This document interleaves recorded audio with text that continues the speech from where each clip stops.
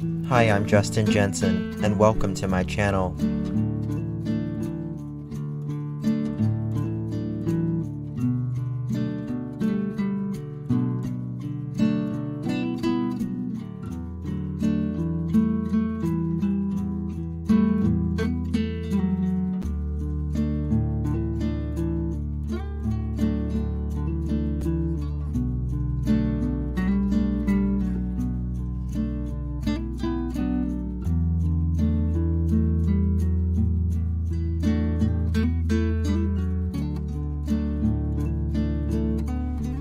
It's not the critic who counts, not the man who points out how the strong man stumbles, or where the doer of deeds could have done them better.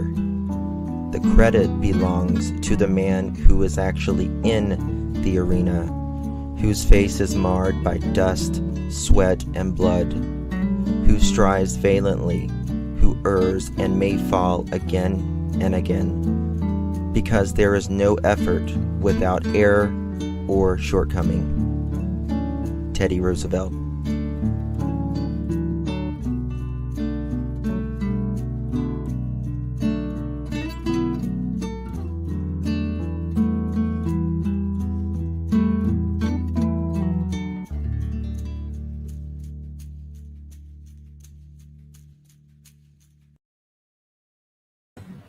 Well, hello, my cool cats and kittens. How's everyone doing today?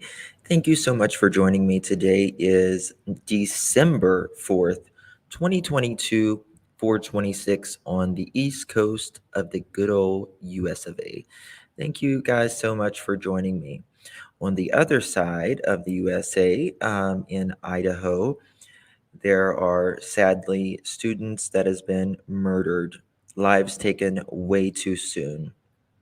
And it's got everyone reeling in that town. um, and there's a lot to it, a lot. And whoever did this, in my opinion, had to have such a crime of passion. And a crime of passion doesn't necessarily mean you loved someone, but there is a deep seated hate or something to that effect while they are murdering these victims. A lot came out last night. There was a lot of interviews that we are going to go over today and talk about. And there is a huge interview tonight regarding these students, with Brian Eaton with News Now Nation, and he's going to air the full interview tonight. So it's great to see everyone. Thank you so much, guys. To my mods, some of you may have been unmodded for a short time. I have to tweak a little bit of something, so I just have to tweak because we had a rogue mod. So just wanted to, nothing personal, even though I know a lot of times people take it personally when you say it's nothing personal, but it's really nothing personal, I promise. And just email me or text me regarding that. Okay, so lots came out. Me and my researchers, first of all, they're friends. Second of all, they're researchers, um, have been digging wildly into this story, uh, literally throughout the night. And first, I want to go over an interview that was done last night on Fox. And it's really something to behold. It really is. And we're going to break it down and talk about it. Thank you so much. I love my puppies too for your super sticker. That's very kind of you, and I appreciate your support. Yeah, Shannon, I'm sorry. Marissa will be home, I think, later today, so she should have that fixed out this evening or tomorrow, regarding the rogue mod. All right. Now, for those of you that haven't yet, if you guys wouldn't mind hitting that thumbs up button, I would really appreciate it. It's a way to get the message out. The more people who literally just push less than a half of a second, the thumbs up button, the more that it gets out there, and it helps the channel as well, more than you know. So this was one of the interviews last night, and I'll tell you something. I really believe that they have a person or persons of interest.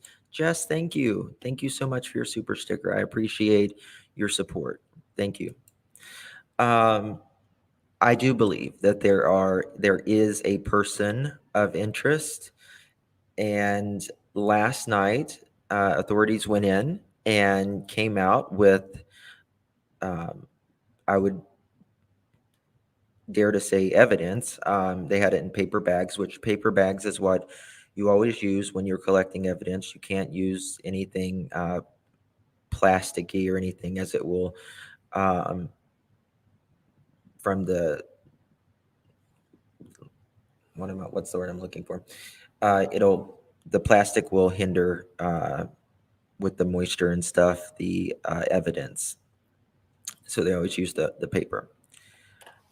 Um, Here, I'll draw my email for you. And mods, if you don't mind, if you guys could put the membership link for iPhone as well in the chat. I'm working on a thing right now where I'm going to be doing like a credit reel for Patreons and members of the channel. And your screen name will be a part of our channel because obviously you support me, you support the channel, and I appreciate it. So I think it's just another little thing we can add for you guys. Thank you, Mama's the Boss. I appreciate it. Thank you so much. So yeah, we're going to get into this interview. But oh yeah, the reason I think that they took more evidence yesterday, in my opinion, this is just my opinion. It means nothing other than it's my opinion.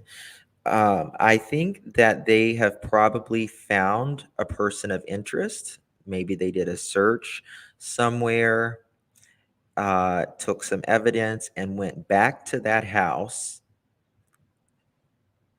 and collected something so they could compare the evidence from maybe a suspect's house to there, because you're thinking, my God, it's been over 3 weeks. Why are you still collecting evidence? Nobody's going to, the evidence is supposed to get it as soon as possible. However, I think, in my opinion, that they've been somewhere, they collected some sort of evidence from this person's house, and they went back to that house to see if they could compare. All right, let's get into this interview. Hello, Marissa. Good to see you. It's 3 weeks since 4 University of Idaho students were brutally stabbed to death inside their home, and investigators still have not named a suspect. Officials are combing through thousands of tips, crime scene photos, and evidence. Now, I know I wonder if Dylan or Dalton, whatever his name is, was involved. We'll just, we don't want to make a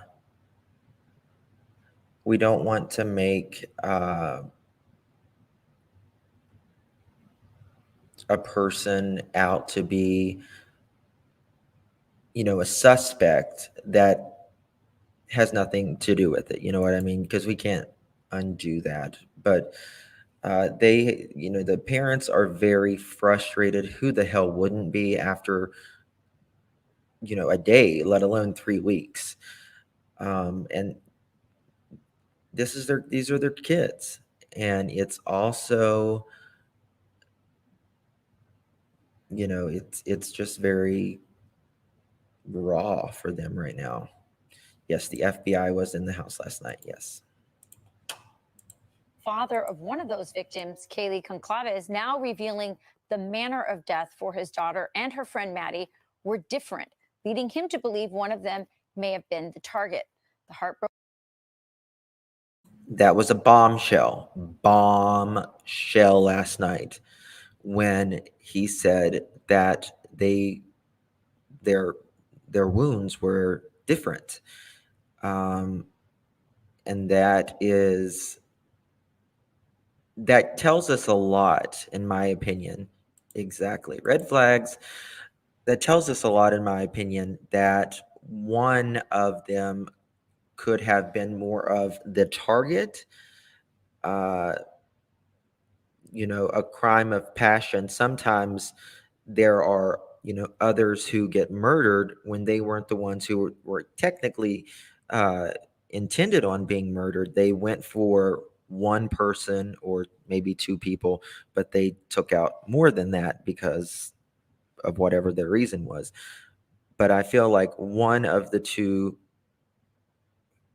were more of the target, more of the crime of passion. dad, Steve Conclaves, joins us now. Steve, before we start this interview, I just want you to know how much our hearts go out to you. That I know from what I'm hearing from people everywhere that they are with you, they're praying for you, and they're also hoping for justice to come sooner rather than later for your daughter and her friends.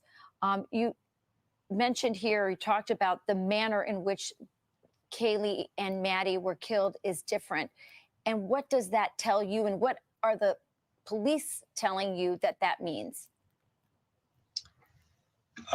There's a couple things that tell me with common sense, but I'm not a professional, so I want to specify that. But they've said the entry point was the slider or the window. It was in the middle floor. So to me, he doesn't have to go upstairs. His entry and exit are available without having to go upstairs or downstairs. Looks like he probably may have not gone downstairs. We don't know that for sure, but he obviously went upstairs. So I'm using logic that he doesn't have to go upstairs. His entry and exit are available without having to go upstairs or downstairs. Looks like he probably. So he didn't have to go downstairs.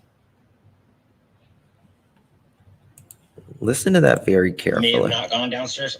We don't know. Or the window. It was in the middle floor. They've said the entry with common sense, but I'm not a professional, so I want to specify that. But they've said the entry point was the slider or the window. It was in the middle floor. So to me, he doesn't have to go upstairs. His entry and exit are available. Is my mic on? He didn't have to go upstairs. Available without having to go upstairs or downstairs. Looks like he probably may have not gone downstairs. We don't know that for sure, but he obviously went upstairs. So I'm using logic that he chose to go up there when he didn't have to. And he chose to go up there when he didn't have to. He chose to go up there when he didn't have to. Now, to me, what he is saying in that is the two on the middle floor, I feel like were, or at least one of them, was the target. My opinion. Slider, I've seen stools in the slider, so I can't be open.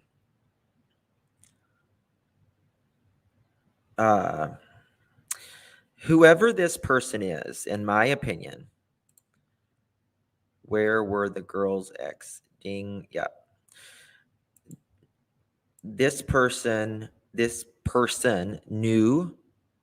knows this house very well.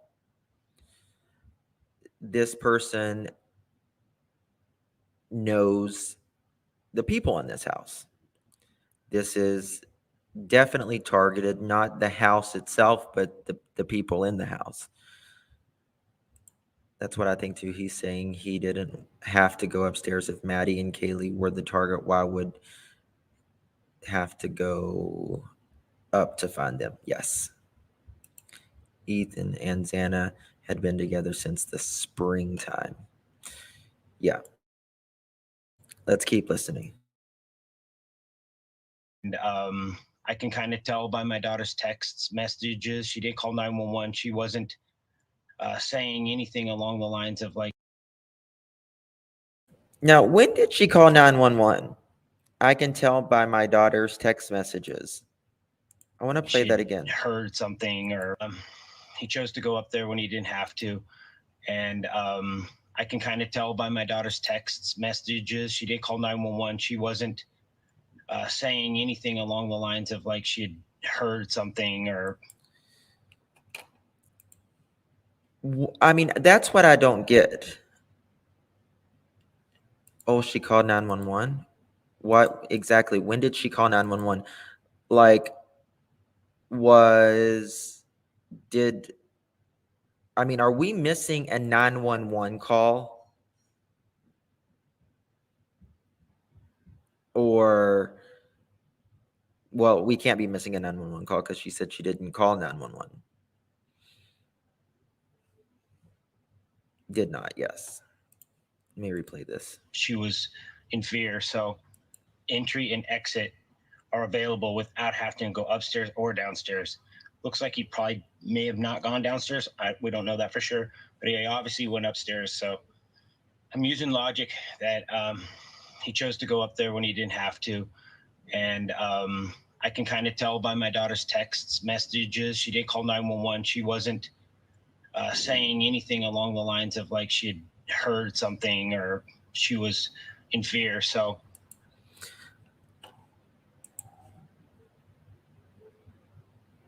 is he saying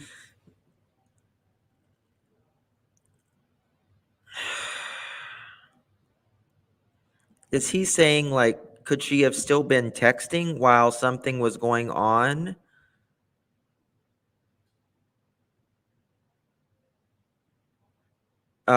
Or even prior to, you know, the murders taking place? Could he be talking about, by her text messages, she didn't seem like anyone, she didn't seem in fear.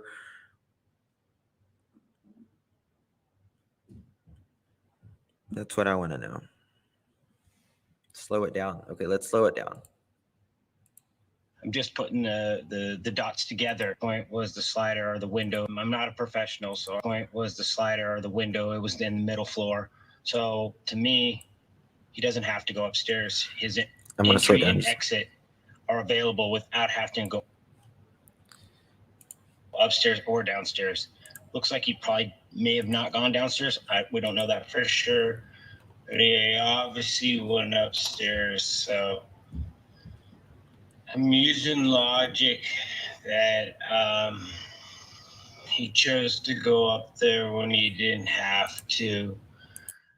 And I can kind of tell by my daughter's texts, messages. She did call 911. She wasn't saying anything along the lines of like she'd heard something or she was in fear. So I'm just putting the dots together. Um, as far as the investigators, they're very tight-lipped and they're keeping everything close to their vest. Okay, what do y'all think? I do believe in my heart authorities have had 24/7 surveillance on just on, I think you remember the serial killer that I just did in California. They were surveillancing him. They knew who it was, and they were surveillancing him. They're trying to see what he's doing and he was out hunting, and that's why they stopped him then, or they may have not stopped him any that day, but he was literally hunting. So I do believe that they are 100% surveillancing the someone who could have potentially done it, or they know who did it. I'm not trying to be cruel in any way, but why can't he just be wanting an interview? He is confusing me more than before. I'm not trying to be cruel in any way, but can he just be wanting? No, no, no, no. I don't. No, no. I don't think he cares about. I think he just wants to, the killer of his daughter found. I believe Maddie and Ethan were targeted by two different people, but Ethan's hater didn't have it in him to do it.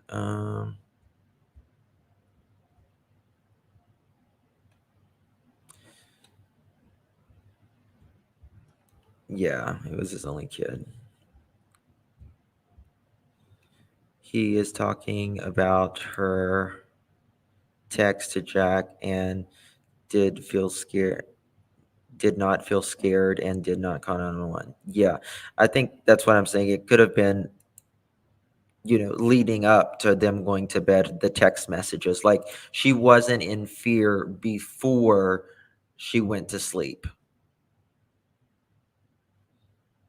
I mean, it happened like an hour of them, with them going to sleep. In my opinion, the girl called Jack multiple times because the dog was missing. I believe they also called law enforcement. Yes. Yes.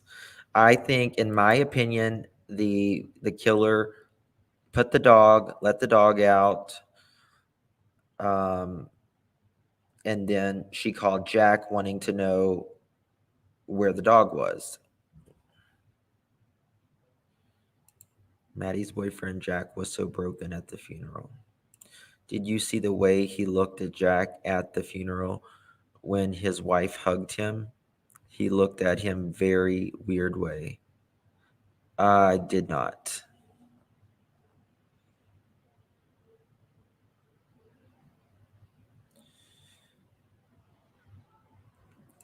Well, it's the way my Appalachian ass says it, so that's just the way it's going to be.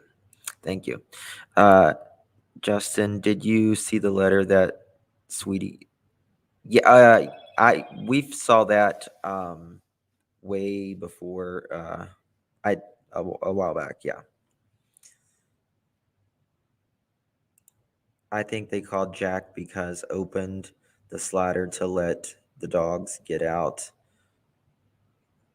They went to look for the dog, then killer slips inside. That I feel like I feel like he was already there.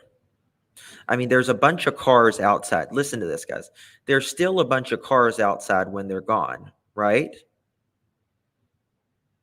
Now, if you don't know if the killer, a regular person, that didn't know them,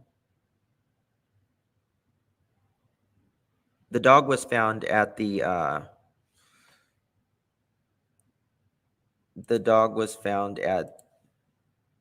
animal shelter, the Humane Society. But the people, they were all out. There was cars in the yard, and still, you and I wouldn't know. We would think there would be people home. So I think he was in that house before they got home. Yeah, it was taken to the Humane Society. I wonder who lives in the... Okay. All right, let's finish this. I understand that, and I'm probably not the right person to share all these things with. So I'm just trusting them that their case is super tight and they don't really need to reach out to the community. And, all the evidence is right there in that home. So, Steve, and I want to be respectful, as I can tell you're trying to walk this tightrope as well with law enforcement, but the desire to know and get some type of action as well. you've said both now to Rachel and then in the clip in your appearance with Lawrence Jones that your daughter and Maddie had different means or manner of attack, and that suggests one of them was targeted. Can you share with us, do you know, and you can't share either way, which one was targeted? I can't. I asked for permission to do just that, and they said no. I probably disclosed information that they wish I wouldn't have said, but the story's going cold. There's less people coming to Moscow. I'm not gonna go sleep in my bed knowing that I could get up and I could go to town and I could do something. And I'm not gonna go away. And I hate to be a pain, but as a father, I just can't even sleep thinking that I could be doing something. So that's why I'm up. Understandable. Wow. Let me ask the flip side too. You're being respectful toward police about the fact that they need to be tight-lipped. But if there was something you felt like you deserved to know or you should know as a father at this point, are there questions you have unresolved from the police that you feel like, hey, just throw me a bone here and let me know? For sure. I mean, alibis. Just share the alibi. So the parents obviously don't feel like they are they're not being communicated with. And I think any parent would feel that way. They are keeping it very close to the vest, and police do have to keep a lot to the vest because, they don't want it to get out. But also I wish police would, like they have been trying to put out rumors, but when you don't put anything out publicly either, at least a little bone to work with, rumors start swirling and it just creates more rumors. So, even if the police could give a little bone and say, that really might not affect too much, it might keep a little bit of the rumors down. And the alibis, they're not even sharing the alibis of some suspects or what people perceive to be a suspect. Why? I mean, it's an alibi. If your alibi, you was in bed at 4 a.m. And your mom was there at the house with you, or your girlfriend, or whoever.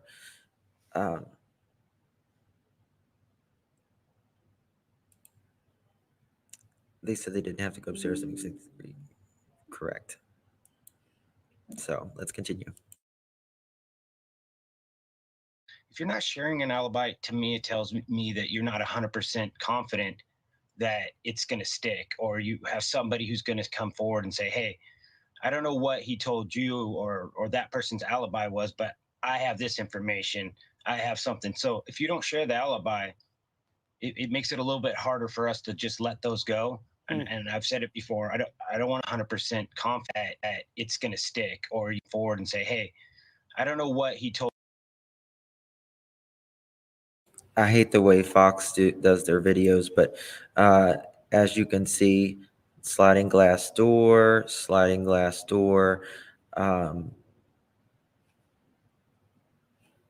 and there's the windows as well. Told you or that person's alibi was, but I have this information. I have something. So if you don't share the alibi, it makes it a little bit harder for us to just let those go. And I've said it before. I don't want to make victims out of just bystanders and witnesses. So I just share those things, and that would help. Steve, do you get the sense that you're being asked to not talk more, and that law enforcement is being so tight-lipped to protect an investigation that is honing in on a conclusion, or because they're totally lost and there is no real sense of direction? And I think all of us, we want to trust law enforcement. We want them to do their job. But I don't know if you know, I have no idea. Is this thing honing in at this point, or is it scattered all over the place? Wish I knew for sure.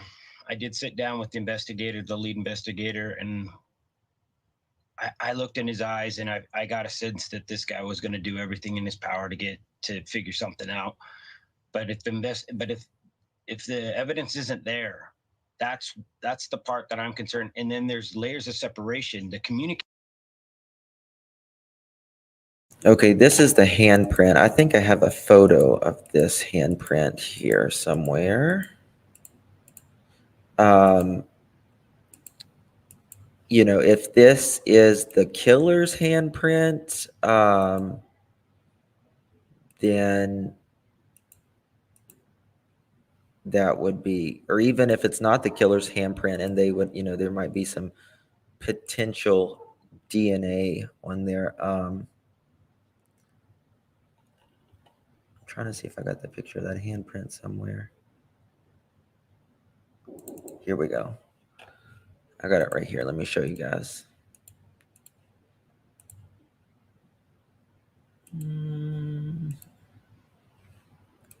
That handprint right there. Now, that's a big hand, it appears. To me, that is a big hand.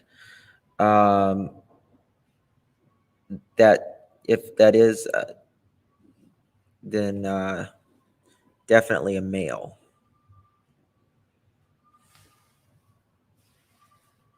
Yeah. Big handprint. Very big handprint. All right, let's go back to this. Is not the same as the boots on ground. All the officers that are out on the streets, those guys that are working their tails off, but there's a different person to just the communication. And that guy sitting with the lawyer and that guy sitting there telling him, you know, you got to protect things that are beyond the case, like the town and the community and the college itself. Those don't matter as much to me. I mean, I definitely don't want to hurt them, but I have an agenda, and I think it's pretty clear. It's these two girls, and that's what I'm working for. And I'm not going to let that story fall apart just because they don't want wanted posters, you know, on their next rush of students that come into town. Wow. You know, I have to say, Steve, I hadn't really considered those factors, but it's obvious that that would be a consideration for the communications director of the police department and also the PR for the school and the town. Are you communicating with the parents of the other victims? Are they feeling as frustrated as you are? And I hate to ask a two-part question, but I'm going to do it anyway. Do you feel confident in the police investigation and the people investigating right now? I do not feel confident, and that's why I push the envelope and say a little bit more. I hate to be that guy, but you know, there's a job to do for everybody. Has a job and a role to play, and this includes, this is my role as the parent. I have talked to, obviously, Maddie's mother and her father, and I've talked to Xana's father, and he said, hey, you can speak on behalf and you can help push this narrative. So I feel confident there. That's as far as the real communications that I have. So one family have missed out to being able to be in the same location and the same thing to really get on the same page. So I try not to mention that and stay within my lane of what is my role. And I'm not trying to just gear it all to my daughter. It's just I can't speak for other people. Yeah. Steve, before we let you go, just share a little bit with our audience about Kaylee.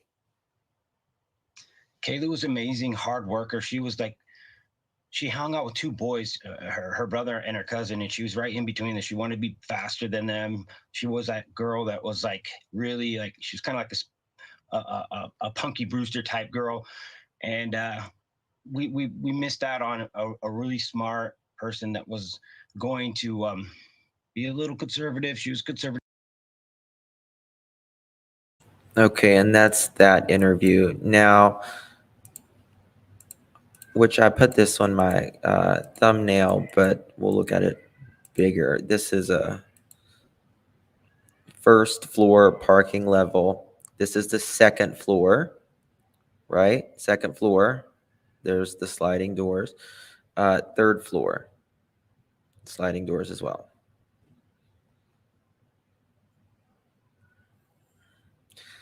There are two separate entries, and this house lays against a hill. If a perpetrator went into the lower level off the parking lot, they would enter into a general living room area and a kitchen area with a couple of bedrooms and the back of the first floor. If the perpetrator entered into the second floor, they would have done so higher up the hill to almost a separate section of the house, which contains bedrooms and bathrooms on the second and third floor, where apparently, according to reports, most of the killings took place, which all of the killings took place on the second and third floor. Nothing happened on the ground level.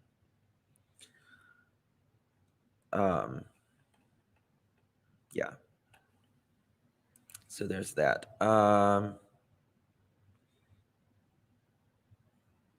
Yeah, the parents were talking about familiar DNA. I'm gonna make it a little bit bigger for you, Trina.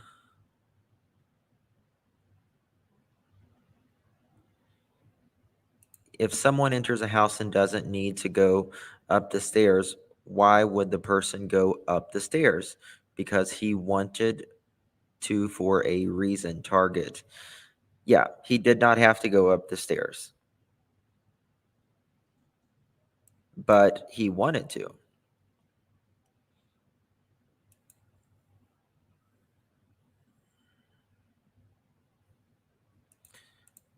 Was Jack on stage then with Kylie's parents? I don't remember.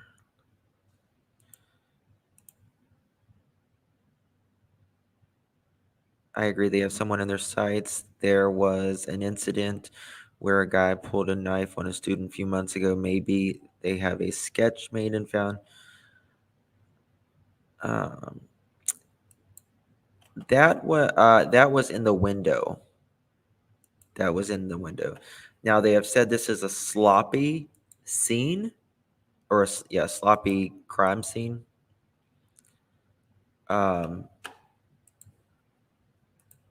Here's that handprint again. Thank you, Sicilian, so much for your super sticker. It's very kind of you. I appreciate your support. Thank you.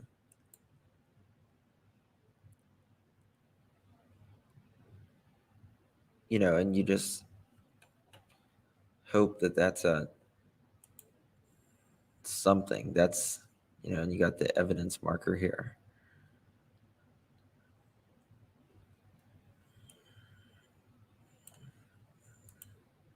Zoom in a little bit. Dodging bullets, I would. They knew. I don't think. I mean, was it the inner circle? I don't think so, but I think it was, you know, familiar.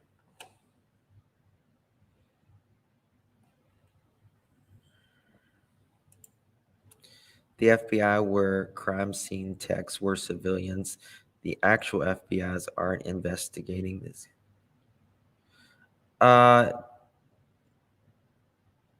No, the FBI is there. The Secret Service is there. Marshals are there. Marshals are excellent at tracking someone down. I understand Maddie's mom because I would need to be sedated to handle the pain and heartbreak, of course. Yes, guys, if you guys don't mind, if you guys will hit that thumbs up button, I would greatly appreciate it. Seems like Jack wanted to speak, but had a paper, but Kaylee's dad shut it down. Yes, that is a fantastic interview. This is an interview from Brian Inton. Well, it's not an interview, it's a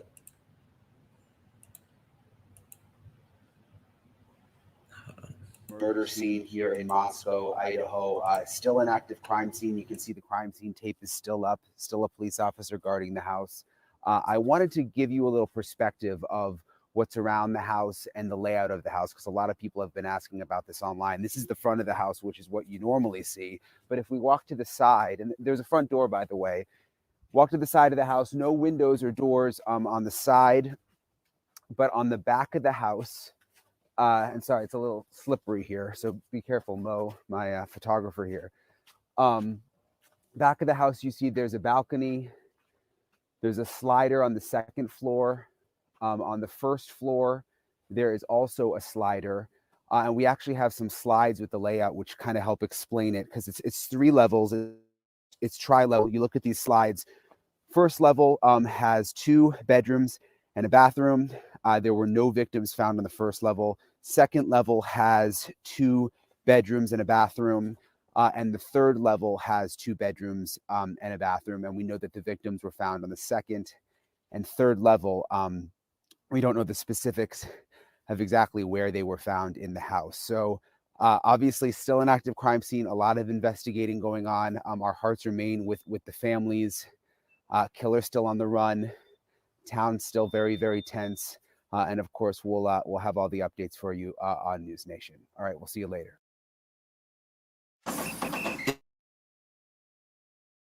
All right, so the handprint, I believe it. Yeah, it is. It's the window, the handprint. Yes.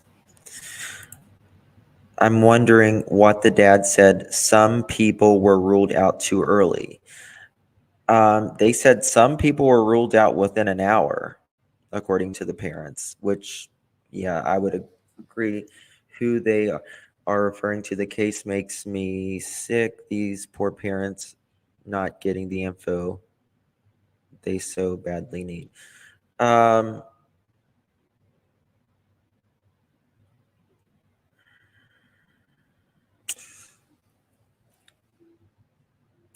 Play that again. Not specific where they were found. He didn't say their bedrooms. That's true. Exactly. I can play that again. Sure.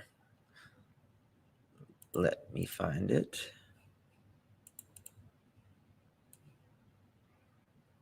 And I'll play that again.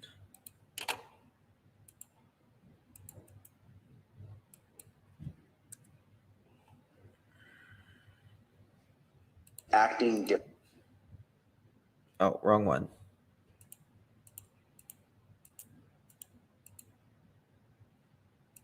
I think I got it here.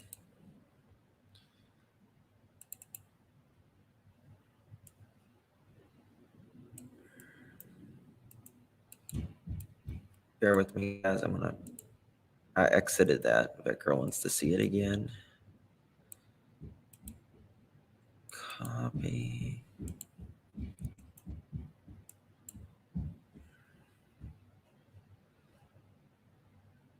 Well, hell, I don't know where it is, Vet Girl. I'm sorry. I'll look for it in just a moment. And then we have another one up here. This is about the dog Murphy. They didn't know where the dog Murphy was. Asked and they won't give that answer. Ethan's and the dog going to the Humane Society. Yeah, we do know that he wound up going there, but just where he was found in the home. But I mean, could he have had blood on him? That's the question. We don't know. We'll never know. Could he have jumped on That them chain's and been broke. scratched them, and because he was a jumper, could that person have hair on him? I mean, Yeah. I don't know. Was he a barker? Nope. Not at all. Mm-mm. Murphy was actually, he's still kind of a puppy. He just recently is turning 1. He'll be 1 on the 27th. Yeah. So, I mean, he was pretty young. He was used to people, being around a lot. He lived with 5 girls. Do you think if a stranger came in, he would have caused a ruckus? No. I don't believe so. I honestly think if anything, he He's just probably a would have goofy- hid. Yeah, he's a big goofy dog. We still don't know where the dog was found. I've asked and they won't give that answer. So Ethan's and the dog going to the Humane Society. yeah, we do know that he's going there, but just where he was found in the home. But I mean, could he? That's the question. We'll never know. Could he have jumped on That them and chain's been broke. scratched them, and because he was a jumper, Mhm. could that person have hair on him? I mean, Yeah. I don't know.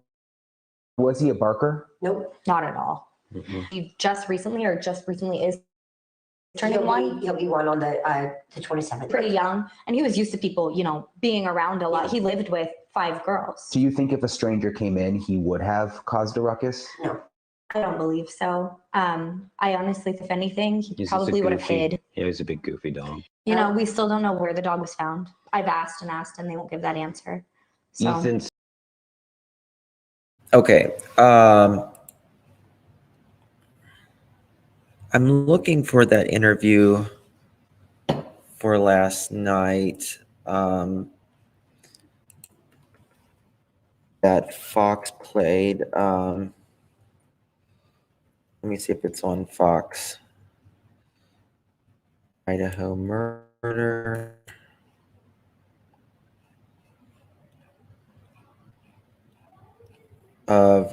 They were outside doing that interview. Let's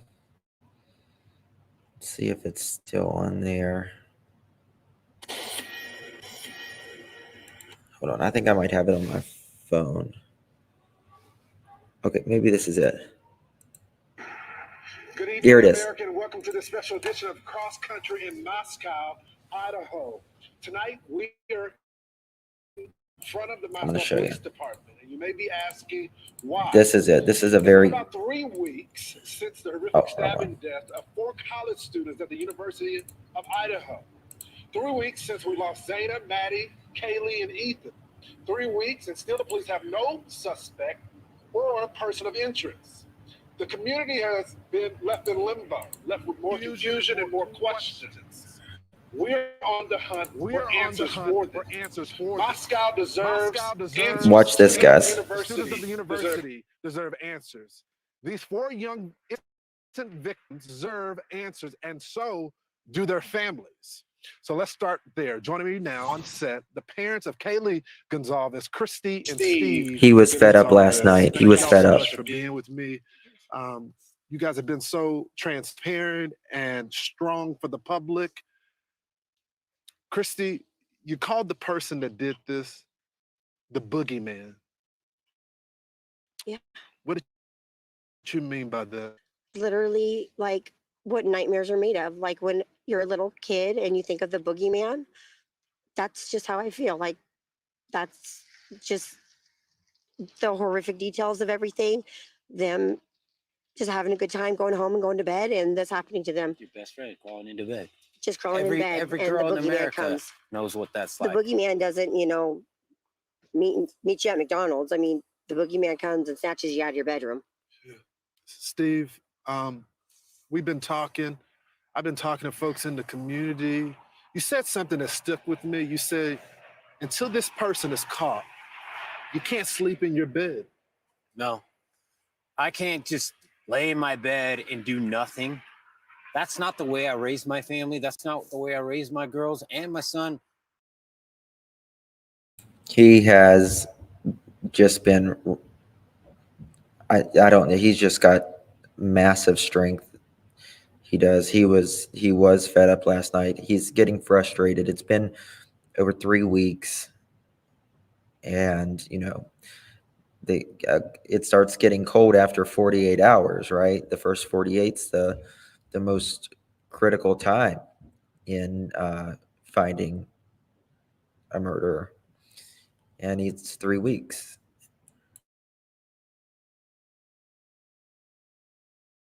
You don't be a victim. You stand up for yourself and you do everything in your power to make sure people hear you. And they're gonna hear Kaylee. They're gonna hear Maddie. They're gonna hear these. The other two as well. Yes. All of them. I'm careful saying anything about them because I need to be careful because I can't speak on somebody else's child. But these 2 girls, I'm not trying to be a glory hound, but these 2 girls, I'm going to do what I can do. And we're not being victims. We're going to fight. We're going to figure out how to make sure that we hold everybody, accountable, and we keep eyes and attention on this and get this thing resolved. Steve, you have made it very clear to our audience that you are supportive of law enforcement. You support the investigation. But recently, I've been watching and talking with you, and you're getting frustrated. What does that frustration come from, sir? They put certain people between you and the officers that are making things happen. And those people are like lawyers, and they don't want to say anything, and they don't have the guts to come up and be alpha and be like leaders and say, hey, we might say something that's wrong. We're going to take that hit. So the officers, they look me straight in their eyes. The lead detective looked me in his eyes. I have no doubt he's working as hard as he can, but somebody isn't communicating. There's nothing being released.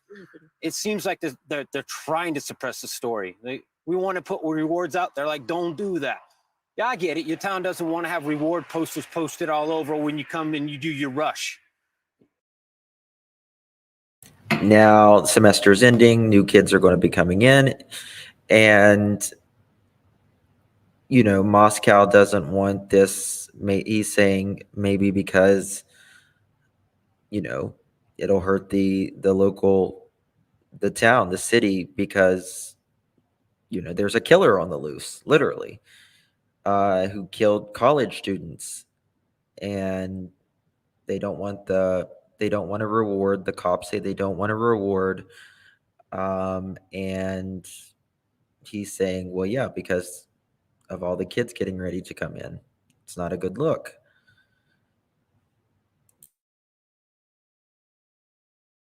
You're not going to get a lot of students if they see those things. But this community is not going to heal until this guy's pulled off the streets. It ain't going to happen. Think it through. It's not going to happen. He has to be off the streets. We all are working for the same thing. When was the last time y'all heard from the police? Thursday, we looked at our phone records. We want to be accurate. We don't want to sell anyone out. About 3 o'clock on Thursday. And did y'all get an update from the police about the investigation? There was nothing. We have no updates for you. There was no update. They needed me to sign a waiver form so that they could investigate something. Some mail. That was mail related. So we're working with them. We're not selling them out. We love our law support. The FBI, everybody that's here. We just have no information as family, and it gets tough day after day after day. I mean, every day you just wake up and think today's the day. We're going to hear something, and you see these, oh, there's a break in the case, and it'll just be something stupid. The sixth person on the lease that was never there. Stop playing games. That's important. The sixth person on the lease that was never there. Stop playing games is what he said. The sixth person on the lease that was never there. Serious. These are people's lives, and this is the future of this community. There's going to be 10,000, 15,000 kids that come into this community next year, or they don't. So be serious. I had the opportunity to speak to some of my sources, and I've been told that there were. That's a very good point, Peas in the Pod, and the parents are just frustrated. So, which who the hell wouldn't be? These are their kids. They can't update parents. If a suspect is close to them, they may accidentally tip them off. And that is true. That is absolutely 100% true. It could be someone closer than we ever thought, which I think everyone believes it's someone fairly close, not maybe within their inner circle, but word gets around quick. And just even insinuating something can tip the killer off. So you don't want him to be ahead of you. You want him to not know what's around the bend. Differences in the way that the victims were killed. Some were more severe than the other. And this week we heard the target attack. Some were more severe than the other. Now, why is that? Why is that? Why was some more severe than the other?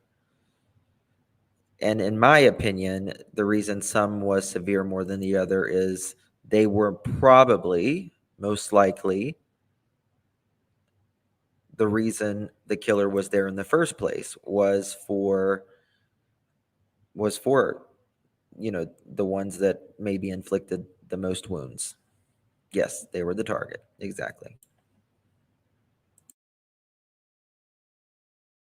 Attack, walk back, and then reverse her back to it being a target attack. What can you tell us about the targeted attack? They have told us that it was targeted, but they told us they can't tell who. We asked specifically, and they said we'll try to get that information to you. And they got back to us a day or to speak to some of my sources, and I've been told that there were differences in the way that the victims were killed. Some were more severe than the other. And this week we heard the target attack walk back and then reverse it back to it being a target attack. What can you tell us about the targeted attack? They have told us that it was targeted, but they told us they can't tell who. We asked specifically.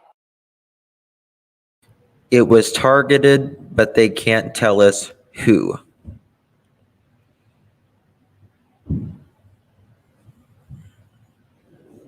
That's very interesting.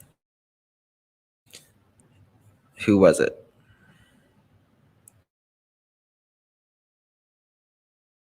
And they said, we'll try to get that information to you. And they got back to us a day or so later, and they said, we're sorry, we can't give you that information. But then a day later, we saw in the news that it was not targeted, or they think the whole house was targeted. But I'll cut to the chase. Yeah. Their means of death don't match. Maddie's They don't. and Kaylee's cause of death, it does not match based on the autopsy report. They don't match. Would indicate that one of them. He doesn't have to may go have up been the steps. Let's stop playing games, guys. I need somebody to step up and be an alpha, be somebody to be a leader. This is the most important part of the interview, in my opinion. Thank you. Thank you, my love, Cami D. Thank you so much for your support. Thank you for being instrumental in this community as well, my dear. He says, let's just play it again, because it's... Don't make me do it. I don't want to. Death don't match.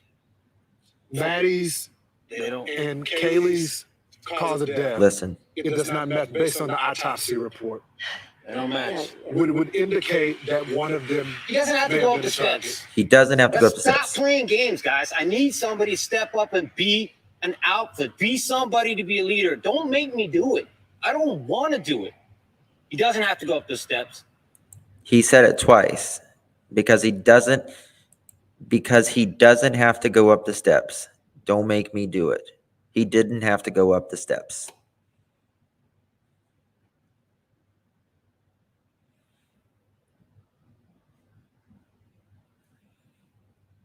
Do what? They're mad. Their points of indicate that one of them. He doesn't have to may go have up been the a target. steps. Let's stop playing games, guys. I need somebody to step up and be an alpha, be somebody to be a leader. Don't make me do it. I don't want to do it. He doesn't have to go up the steps. They're mad. Their points of damage don't match. I'm just gonna say it. Wasn't leaked to me. I earned that. I paid for that funeral. I paid for that. It's my right. You ain't taking that from me. calm down. If you don't want to say nothing, that's your bet. But don't say I'm leaking anything. I paid that bill. Sent my daughter to college to get an education. She came back in a box, and I can speak on that. I was also. I can't. I mean, my God. Horrible. Horrible.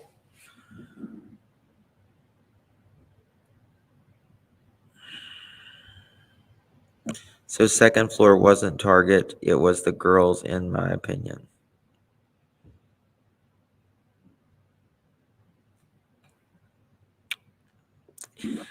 Jenny, it's driving a lot of us crazy. It is driving a lot of us crazy.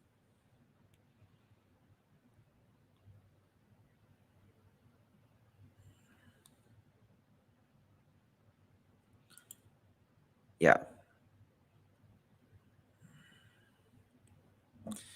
The cause of death doesn't match, and he didn't have to go up the stairs, but he did. It was one of them.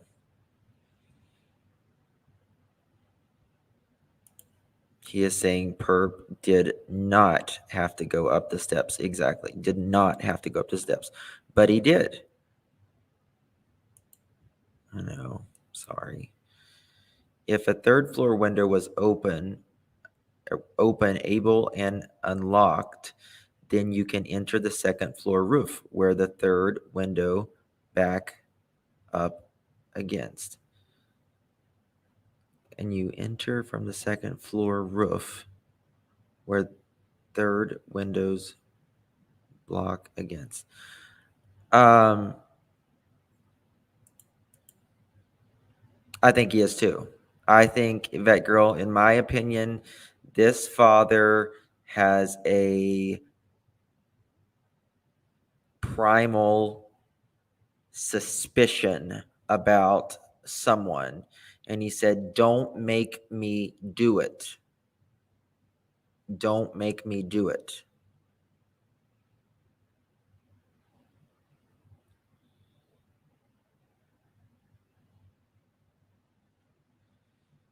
You know, it takes a lot of energy to kill someone with a knife, one person alone. I mean, the adrenaline and the planning and the energy and trying to make sure you don't mess up more than, so it takes a lot of energy. And to do 4 people like that,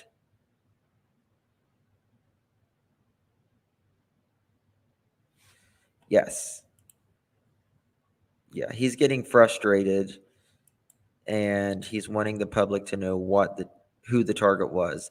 The dad is hunting and he wants the creep caught. Yes. What I think that means is he knows how am I trying to say it? There's a name or two that he wants out there. If they're not giving their alibis, he's saying he wanted to know their alibis, but they're not even giving him that. And there's someone on his list that's number uno.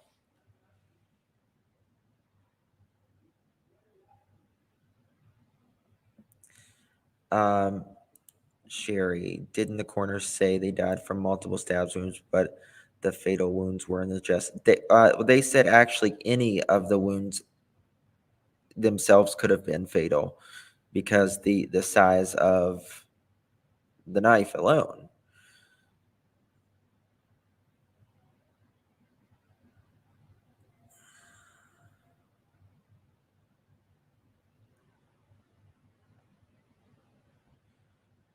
So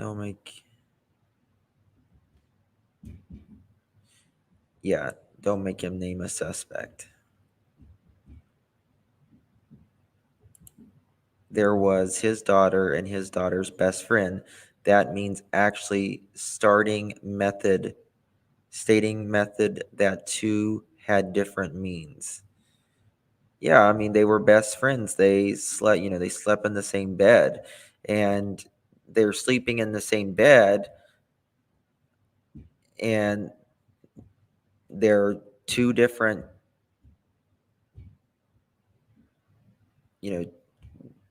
one inflicted more wounds than the other. Did the parents go into the home? No. Would there just be blood everywhere with so many people? Guys, listen, there is so much blood that because of the construction, it ran through the floor and down literally outside the wall in the house. That takes a lot of blood. I mean, a lot of blood. Hey, Quinny. Or have one more stab wound than the other. Exactly. Well, yeah. One clearly has more stab wounds, which shows more rage, more targeting, more passion. Now, we're going to get to this. Yes, ran down the foundation. Yes. Clearly, it was blood. That had to come through the flooring right? Through the walls and everything. That's how much blood it was.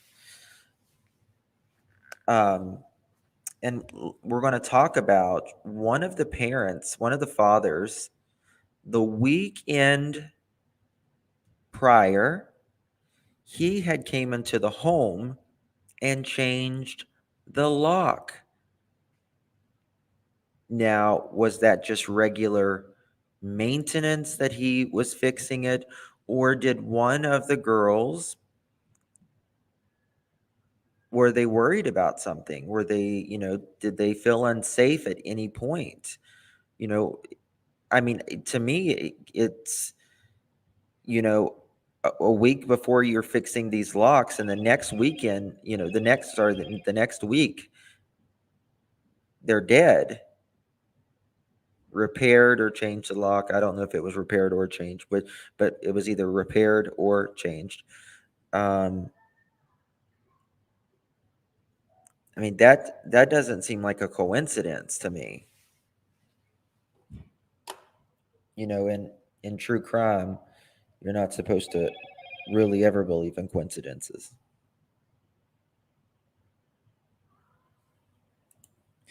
Xana's dad and changed the lock on the bedroom door that broke. Yeah.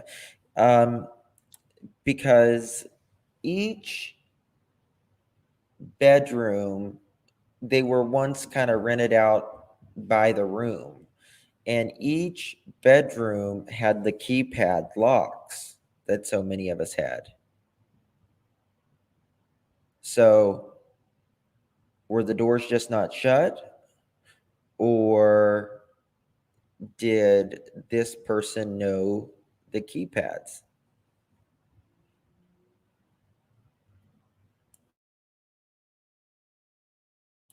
This person clearly knew the layout of the house and had been in the house. Now, that is a given, in my opinion. Told from sources that are closer to an investigation, because there was a lot of roommates in there. And this was horrific for those roommates that were there as well. Absolutely. Yeah, absolutely. The preservation of this crime scene. Witnesses tell me that it may have well been preserved because the phone was passed around between one of the fraternity members and the girls. One of them unfortunately witnessed the body there. Can you confirm that? We cannot actually. Horrific for those roommates that were there as well. Absolutely. Yeah, absolutely. The preservation of this crime scene. Witnesses tell me that it may have well been preserved because the phone was passed around between one of the fraternity members and the girls. One of them unfortunately witnessed the body there. Can you confirm that? So they haven't released the 911 call, but allegedly when they called 911, the phone was being passed around to multiple people.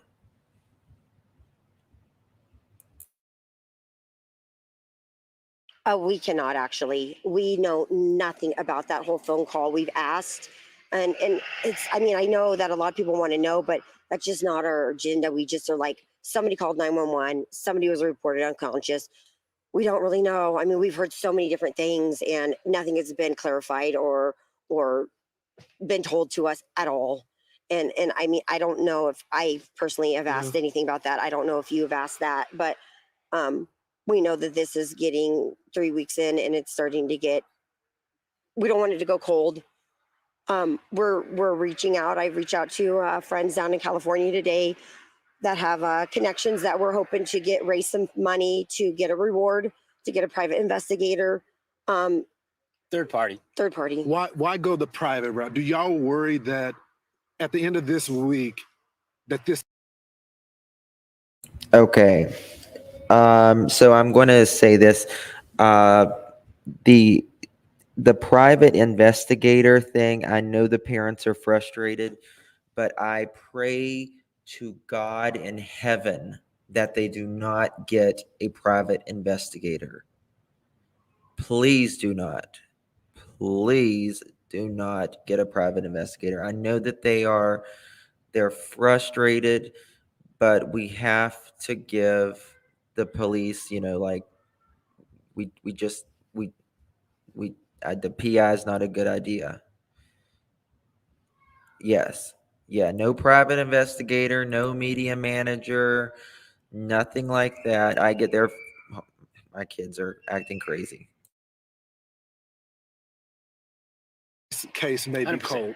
We're scared. When you We're tell me you scared. don't want a photo up there with the reward offering information, that kind of sounds like you're trying to like suppress the story. I mean, why do you not need help? But hey, I could be wrong, and you officers, I apologize if I'm wrong. Yeah, I want to absolutely. please forgive me. Please forgive me. But if you don't have the information, people do know.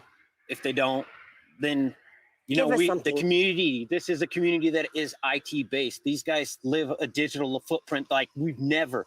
All of us older people, we don't know how much that digital footprint could be helpful. So that's what we asked for. I hope like a DNA, family lineage, if they could come out here and just start taking. This town is not that big. We could figure out this, and it might not be him. It might be a family member. We have family all going to the school together. There's cousins, there's aunts. What does that mean? It might not be him. It might be a family member. Is that what he said? There's uncles. We could find this guy just with family lineage. If they could come out here and just start taking. This town is not that big. We could figure out this, and it might not be him. It might be a family member. We have family all going to the school together. There's cousins, there's aunts, there's uncles. We could find this guy just with volunteers. Lineage companies were Put Idaho on the map. Christy, Steve, we're going to stay on this case. Thank you. We're not going anywhere. Thank you. You guys have been candid with us. We'll keep asking questions. Any resource that we have available, our audience is praying for you guys. Thank you. Thank y'all. It was big for you guys to come back to Moscow tonight. I know it took a lot of courage to do it, and I'm hoping we can get some answers for you. Thanks so much for joining me tonight. All right. I think that's a very, very important interview. Then why don't he do it? I don't understand. Yeah, it's literally just frustration. But the PI right now to me is just not at all where we need to be in this case.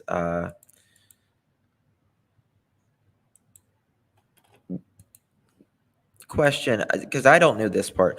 Does anybody know, remember the guy at the food truck, the strange guy at the food truck? Did they ever say who that was? Was there ever a name that was dropped? PI will just get in the way and say he's too much. That's exactly right, Kemi. Absolutely. The feds, marshals, in my opinion, are better than a PI. Of course, they have more resources. That was Jack. No name. Jack D. I'm seeing a bunch of different things. Jack or Jake. Yes, he's another Jack. This guy right here, I'll show it to you.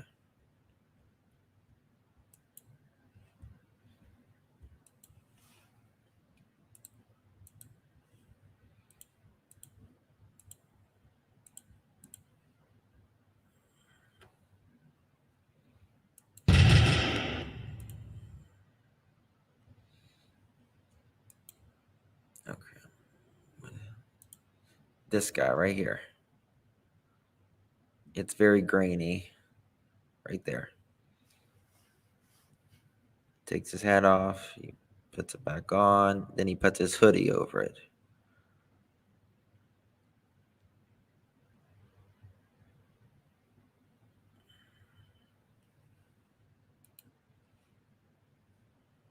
That's Jackass.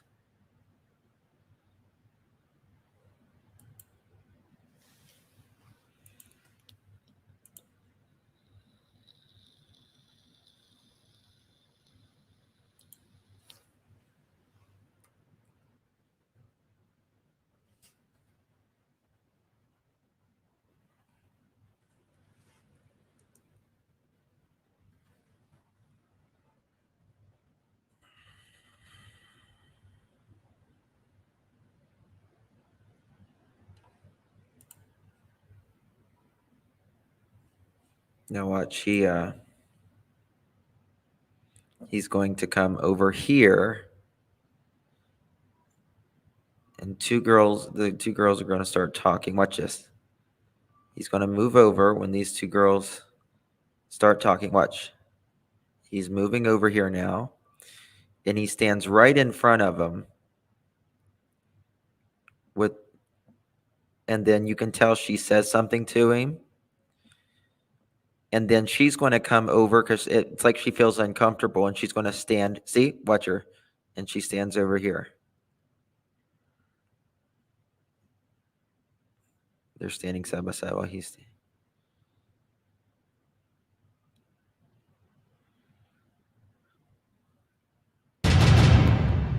Just very weird to me.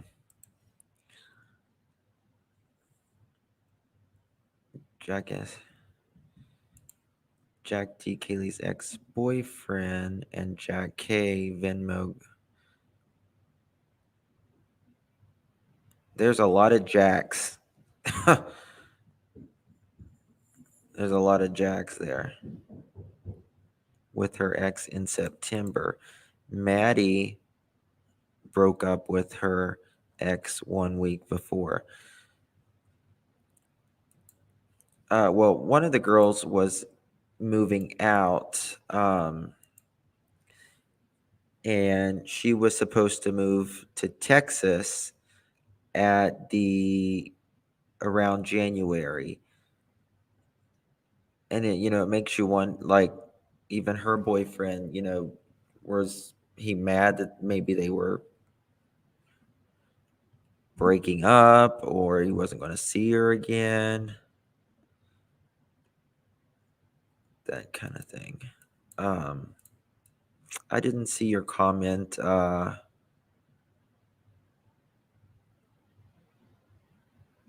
Kaylee.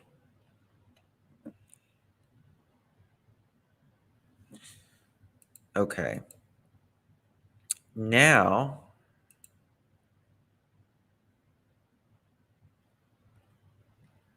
I gotta find it.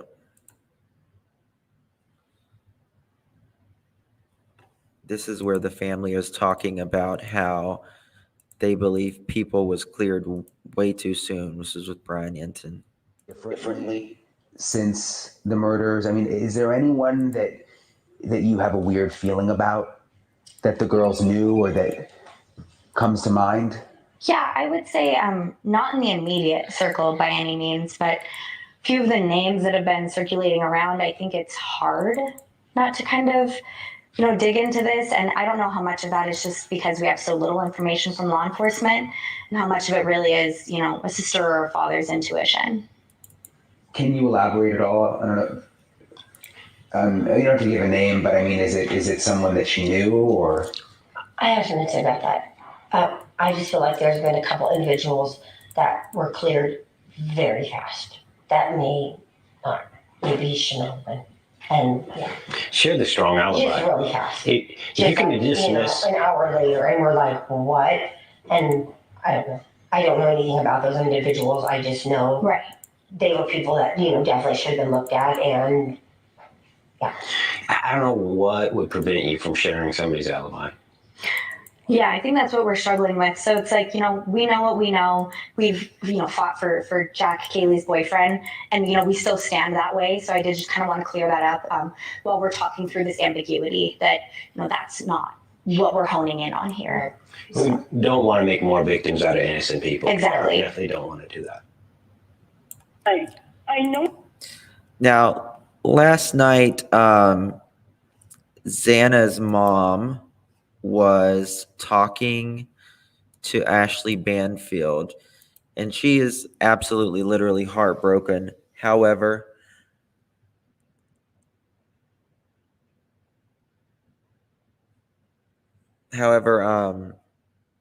like, she didn't know. Like, I'm not trying to criticize them. That's not what I'm trying to do or anything. But like, she didn't know, like, what kind of car she drove or anything like that. And I just thought that, like, she didn't know what even state her daughter's car was registered in.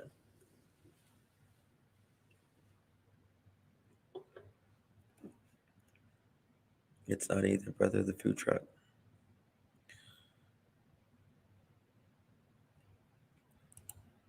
I don't believe Dad said she.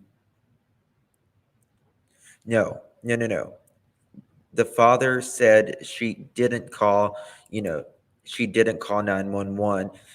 What I think that he was saying is she, before this happened, before she went to bed, she didn't show any signs of distress through her text messaging or anything like that. Now, did y'all hear about, it was like 3 or 3:15 in the morning, the police was talking to someone kind of like in this little field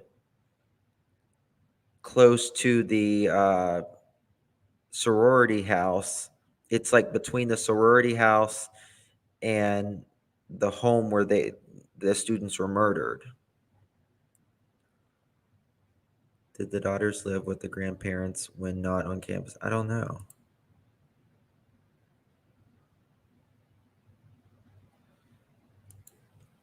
Why would he bring up 911 text if nothing was going on? Amy, thank you for becoming a member. Appreciate it. 301 911 call. And it's really freaking close. I don't know if it's on news. Let me see if it's on News Nation. You guys are going to be shocked. I mean, it's just, you don't think of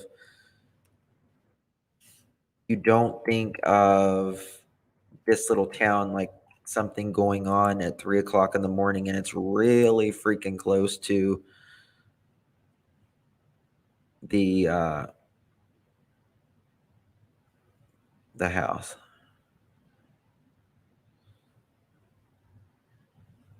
Let's see.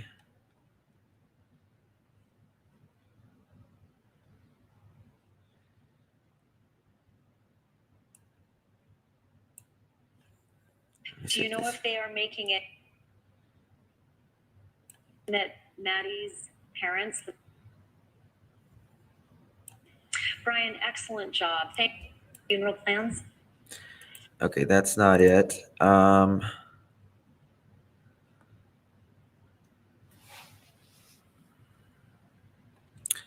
I watched it last night. I'm trying to find it because you guys, if anybody knows what I'm talking about, if you can email it to me. It's where Brian Enton is standing where, the thing took place, and then he walks back toward the house. It's with Ashley Banfield. I'm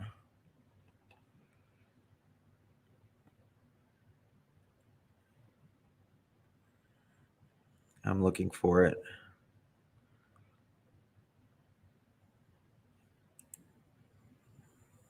Is this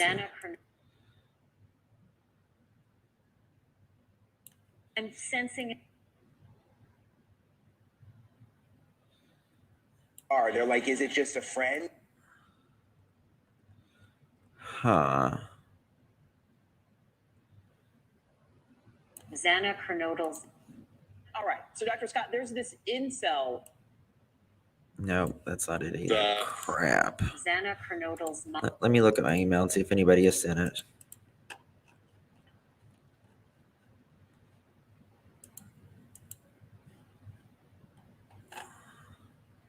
Do y'all know what I'm talking about? You think they were clearing them too quickly? I was like, damn, is that a coincidence, or is that not a coincidence? Let me go to Twitter.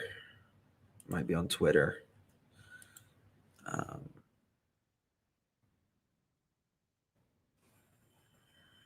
Bennington.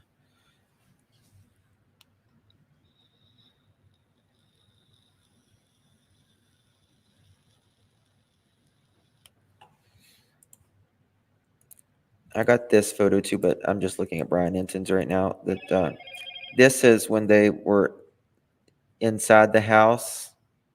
They were looking at some sort of evidence, by the way. Somebody sent it to me.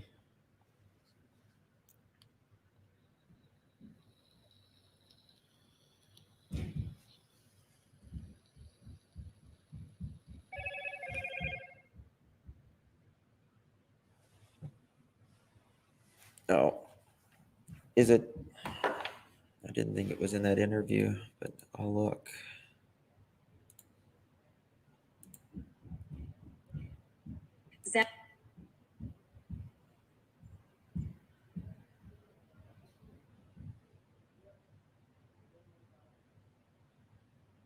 No, that's not it either. It's where Brian Enton walks from where the cop was taking that Hey call. everybody, this is Brian Enton. Thank you for joining. That's not it.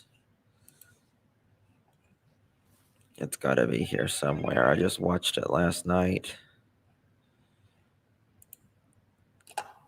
And this is some of the stuff they were taking out. It's a good picture. You know, they had paper. You know, it makes you wonder, like, were they taking out some sort of carpet or something like that to match from another person's home? Show Olivia, she did it too. In the murder. Okay. I may even.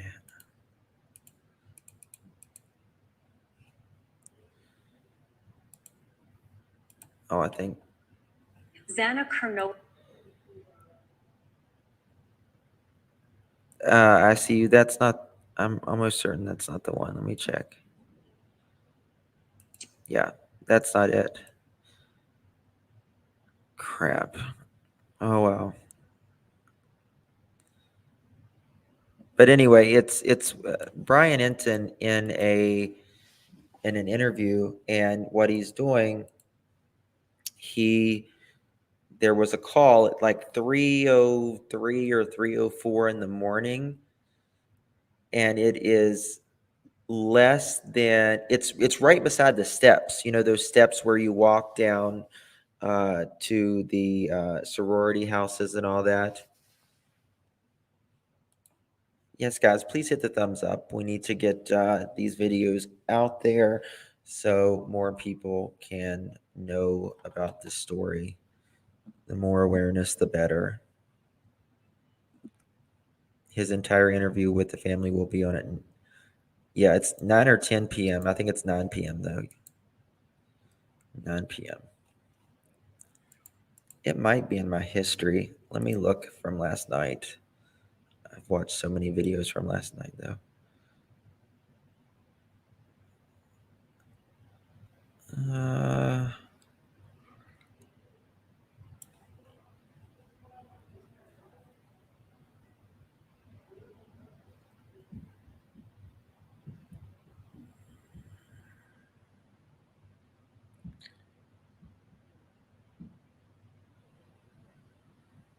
Inside of the.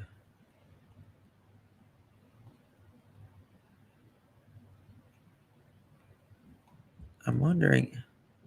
Okay, here it is. I found it. Perfect, perfect, perfect. Thank God. Okay, here we go. So interesting, this to me is. What's behind the 3 a.m. police call, night of Idaho murders? I've never been able to get this out of my head.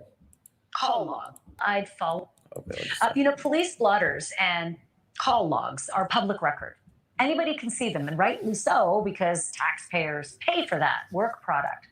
And now some eagle-eyed followers of the Idaho quadruple murder case have picked up on one particular item from the police on the night that the 4 college kids were murdered. In fact, the incident in question happened. Okay, here's the incident in question, and it's an alcohol offense.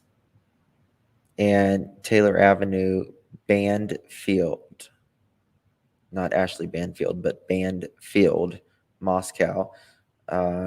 And the time of report was 3:01 a.m. Officers requested a case report taken.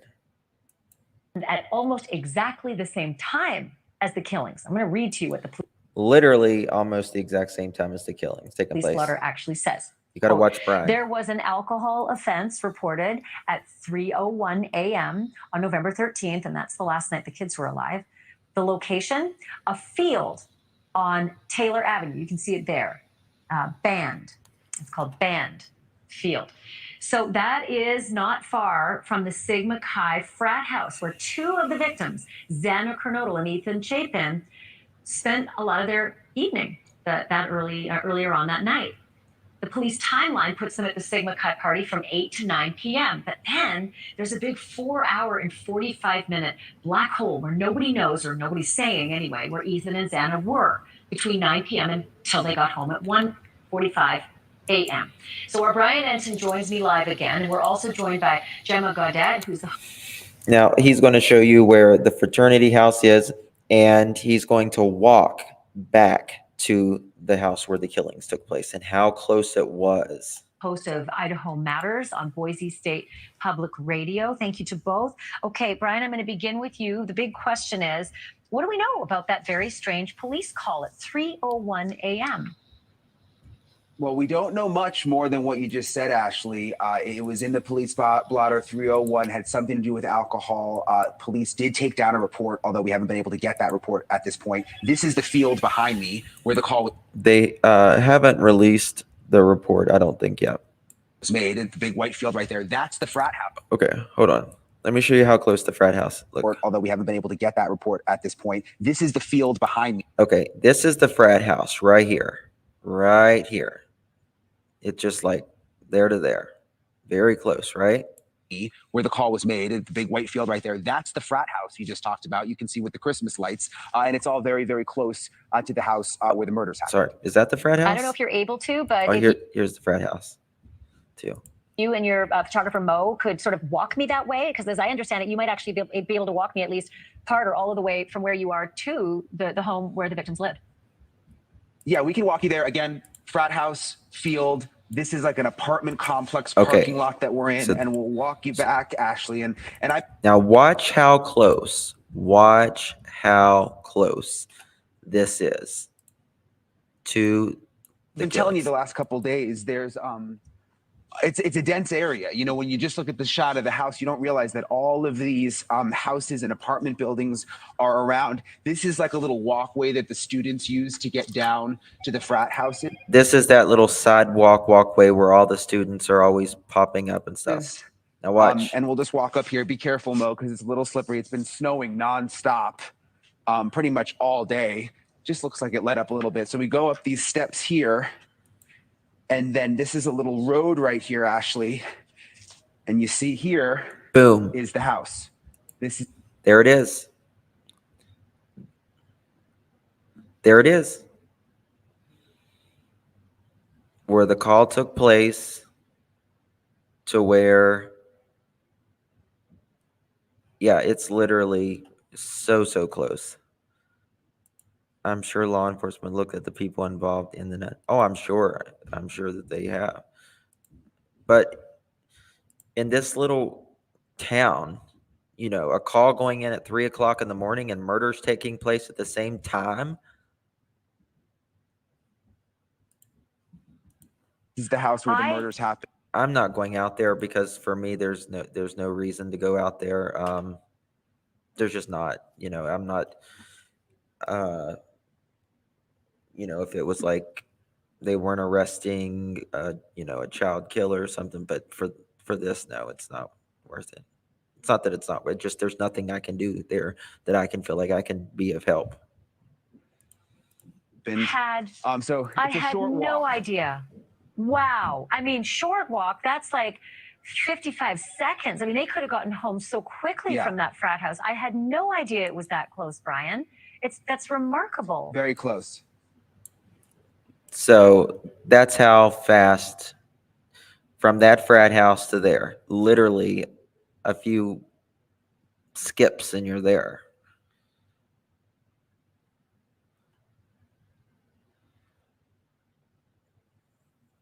what is it? It was sad people involved in the 911 call were frat. I'm wondering if there's a backlog of DNA testing, and that's no, I mean I'm sure that there is hundreds, if not thousands, of pieces of evidence that have to be tested.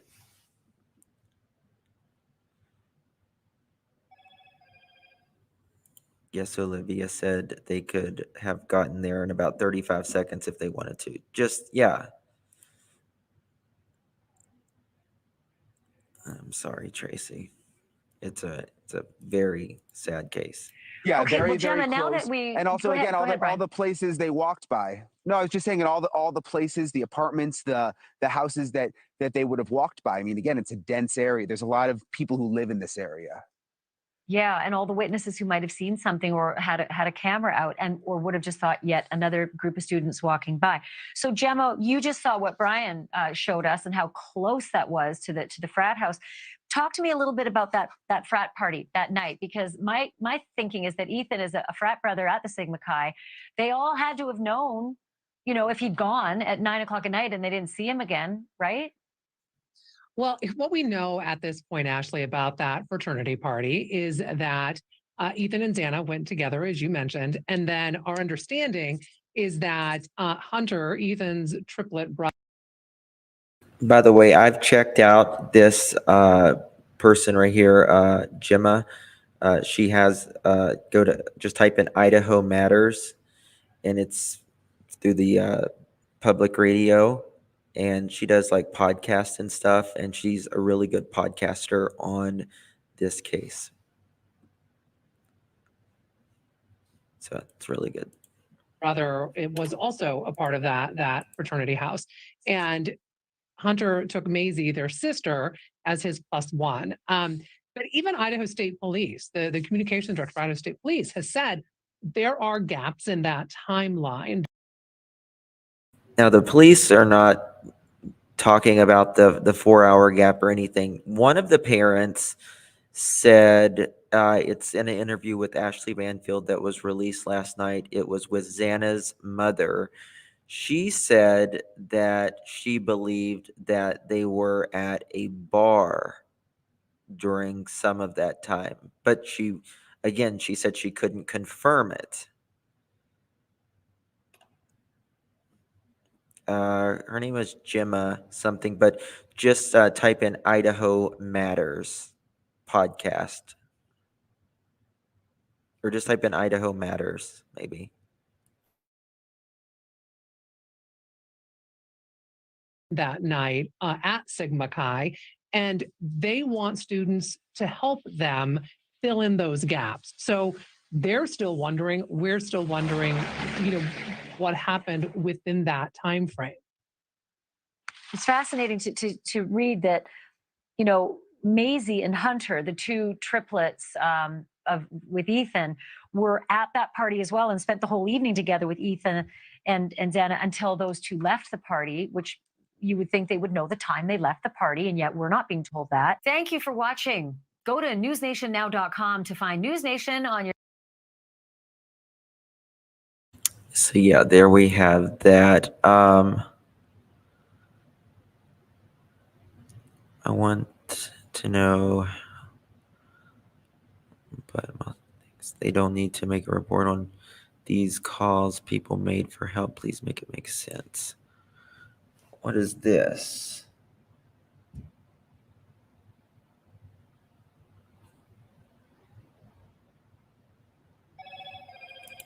Let me look at this. 300 Black Sweet Avenue, Moscow. Time reported 17:44:12. So it's like 5:44. Footsteps in the snow up to her back patio. Weren't there when she left class at 1300 hours. Officer advised, no report. And this is incident Elm Street Alpha. Time report 1831. about 5 minutes ago, there was a male that was pacing in front of the house. Unknown if he is still there. Officer advised no report.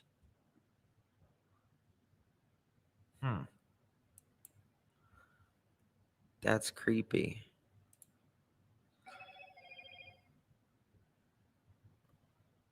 And casually mentioned that the perpetrator is not popping up in CODIS. She goes on to say that they will attempt to get genealogical DNA to find out the perpetrator.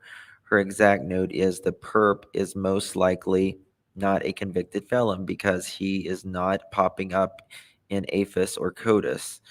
That's telling me a lot more about who this is.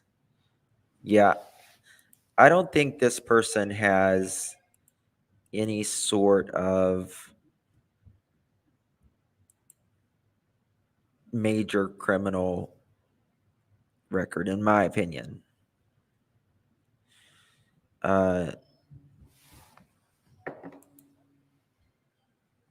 One second, guys.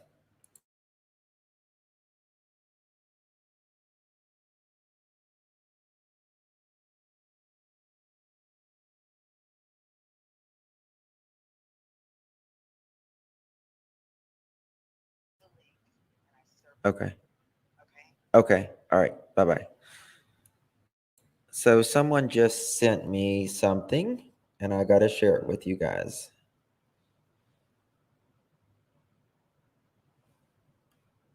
Give me 1 second.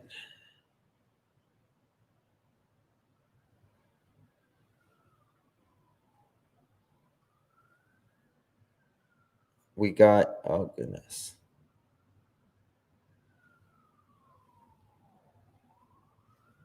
I got to email it to myself just real quick. I want to show you something.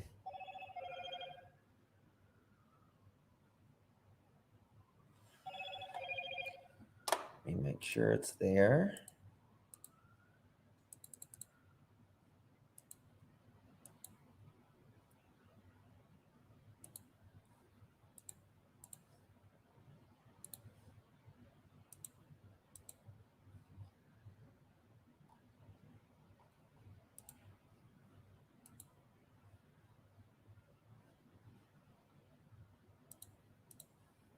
Okay.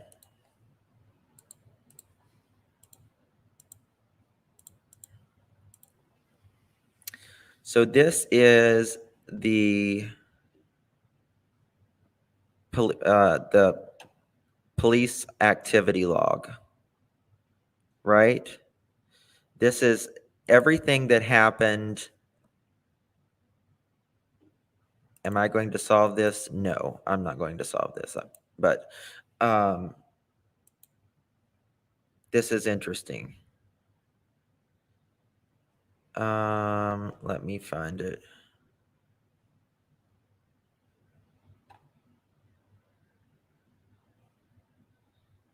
Protection order. The person that just called me, which one, how far down is it? Okay, here we go. Here it is. Never mind. All right, at 11:56, there was a complaint of unconscious person. Okay, that's the report that was taken. Hold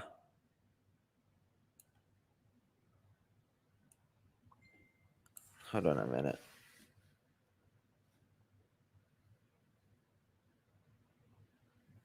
Okay, we're just going to go over it all. We'll do this.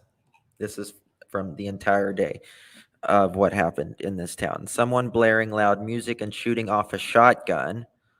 Officers responded, no report. That happened at 1:08. Then we have controlled substance problem at 1:43. Then we have alcohol offense at 3:01.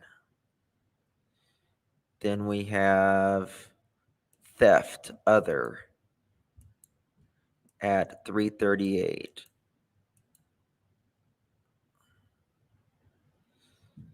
Then we have civil calls. RP requesting civil standby with old roommates. No orders currently.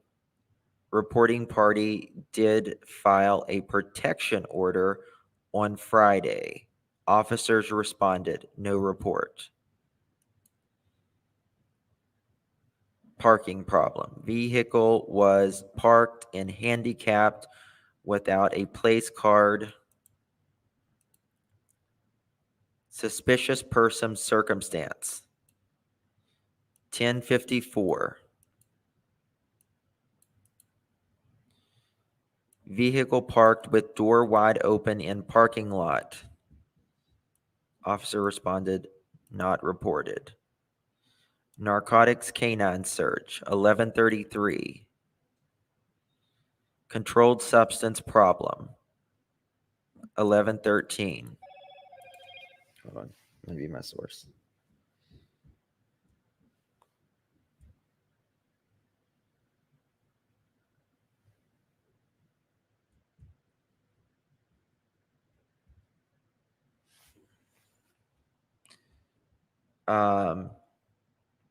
The homicide, 1156.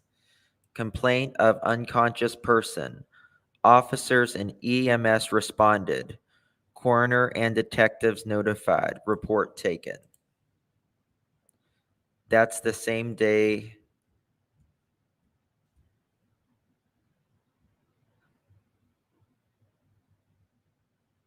that the murders happened. So was there two murders the same night? The same day? Suspicious person circumstance. Report of possible drug dealing, officer made contact. Welfare checked. 1533. Request welfare check for homeless female who made S-word statement. Officers responded, no report. Theft other. Female who had stolen from them a few weeks ago just left the store in a vehicle, did not steal today. Civil cause. Neighbors reporting party has an order with spoke with daughter, unsure what they said. Children are on the order as well.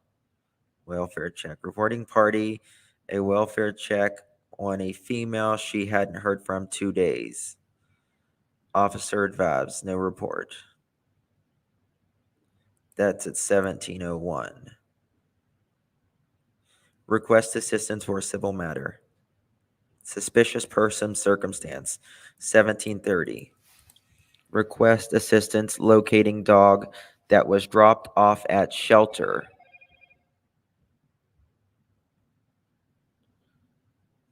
Hold on.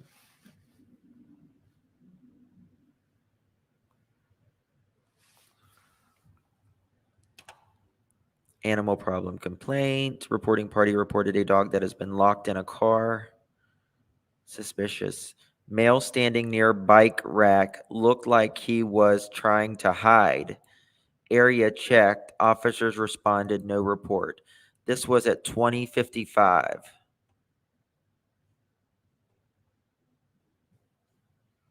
Huh. Female in and out of consciousness at this location in a vehicle, refusing to roll down windows and is moaning.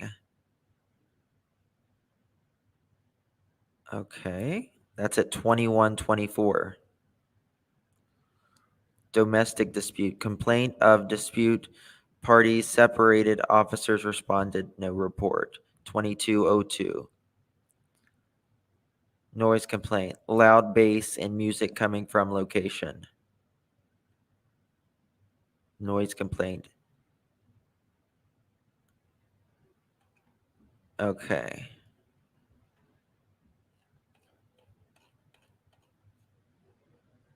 This is from 1113. Do they ever make a report? I know. That's what I'm asking. They hate to do the paperwork, don't they? Let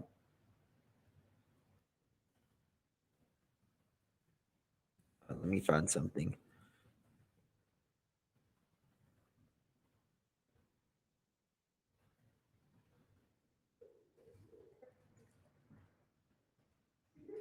Let me see here.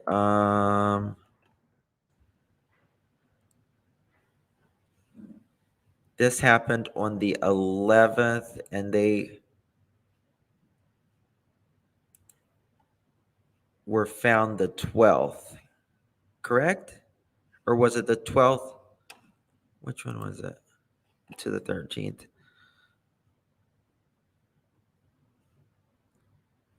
Let me check.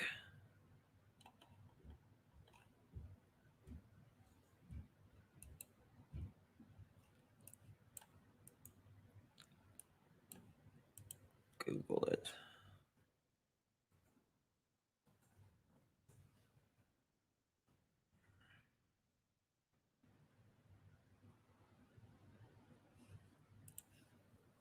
Twelfth and 13th. Okay.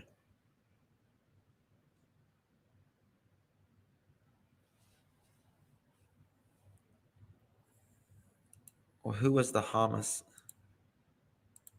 Let me check this. Okay.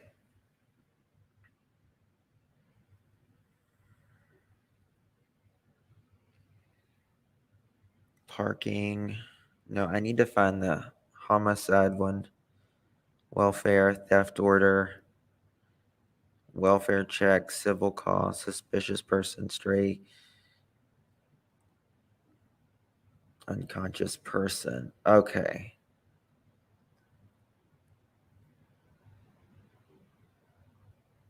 So that would have been the unconscious noise complaint. I can't find it now.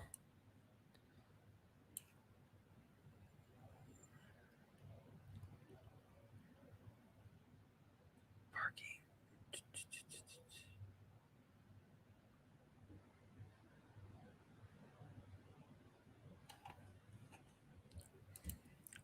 Okay. Can y'all see that?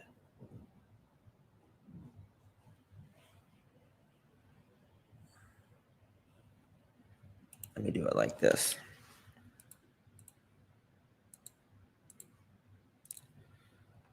Okay, this is 1100 BLK King Road, 1156. Hello?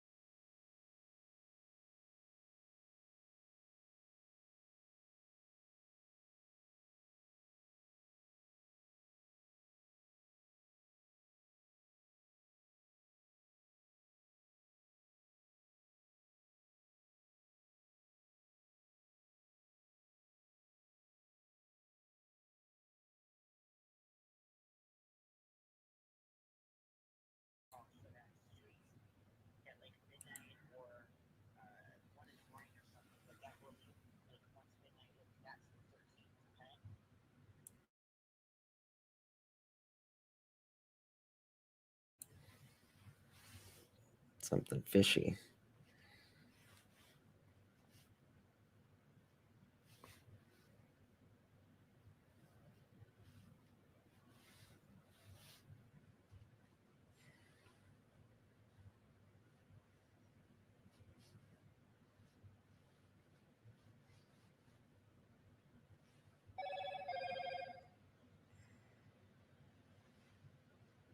Just give me 2 seconds. I gotta save this to my drive.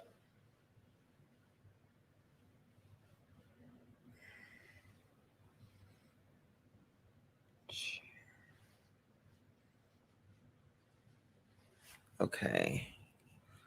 Who is Dylan?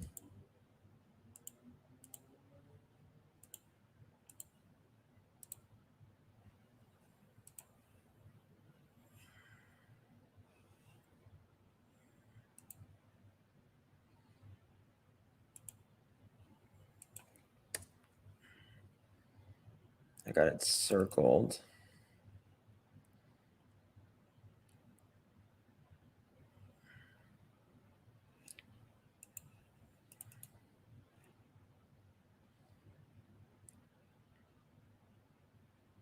Okay.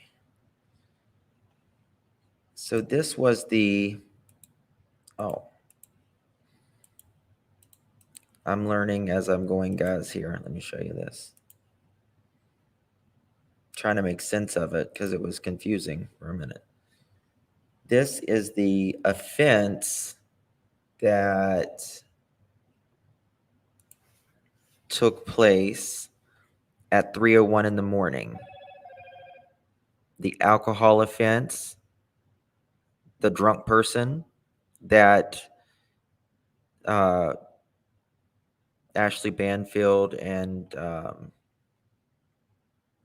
Brian Eaton were talking about, the 3:01.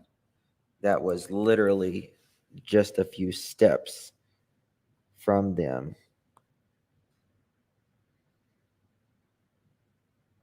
Hold on. Hey, are you able to get back in? Question mark.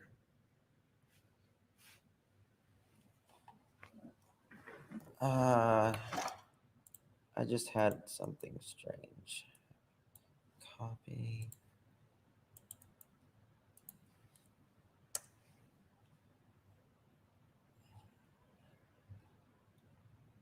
Okay, it's still there.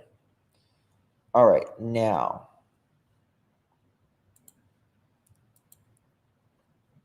Now 11:56 the next day. 3:38.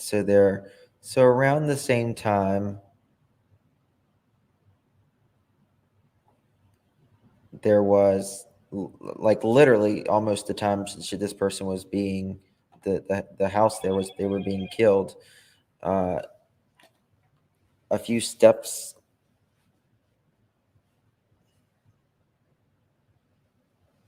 they are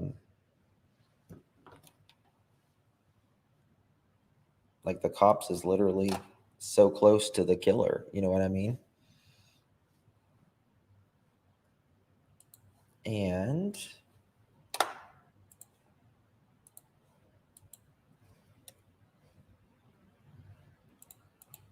now,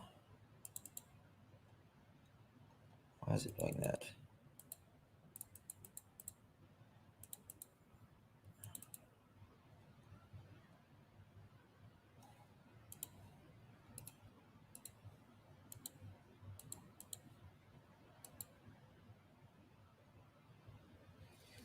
This is 11:56.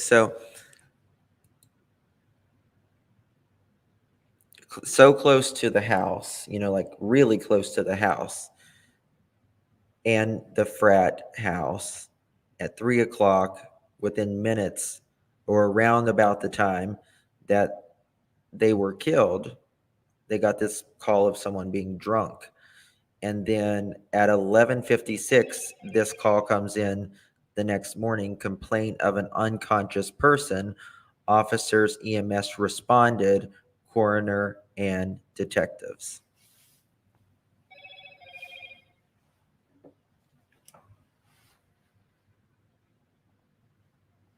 My phone's blowing up.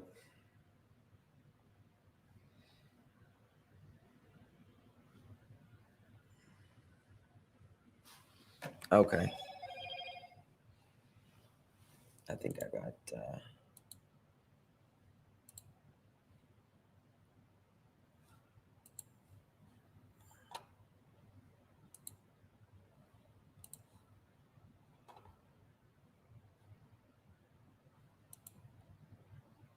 I've been told that there were different. That's not it.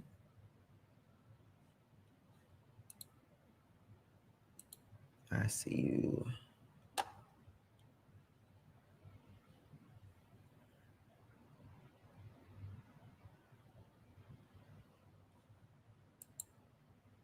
Are you kidding me? Copy. Paste.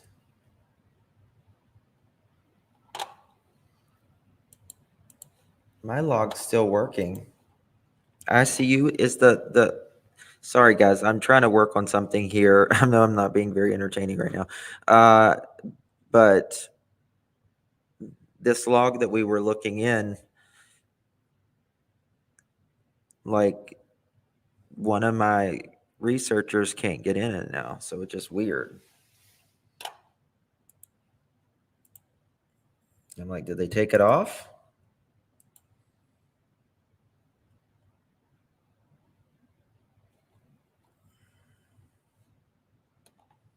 Look,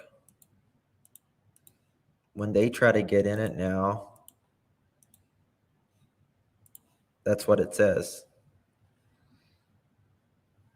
That's what it says, is when they try to get in it now.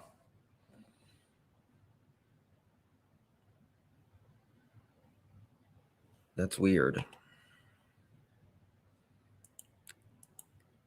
I think they did. That makes me wonder why.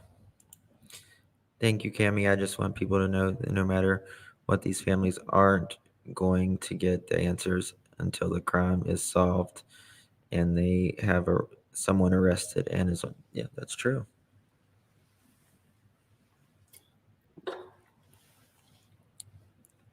Locked it down is sus.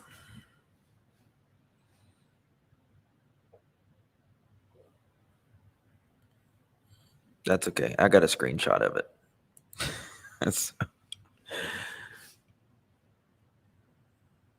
It is strange. I don't get it. I already got it though. So that's why we were getting some phone calls. Well, I got a phone call about this, and this person said, well, you need to look at this.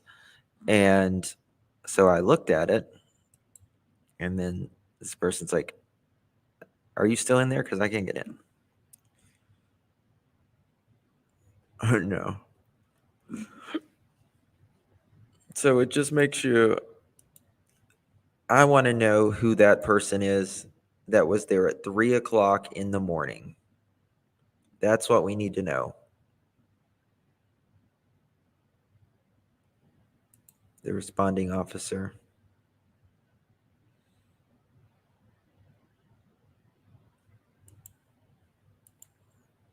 I have a whole report from date of till now categories. If you want it on Word document is great. Sure. Hold on, Arkansas. I need to fix something.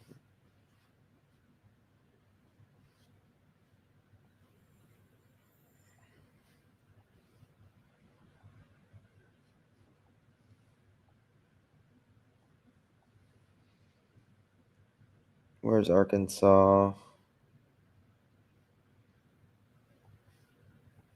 There we go. Maybe that person that was drunk saw. Well,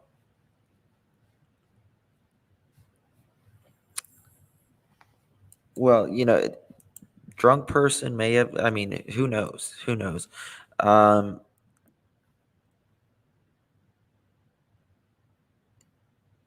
Even even the drunk person could have saw something, right? I don't know. Does the person, I think you mean belong to the frat house?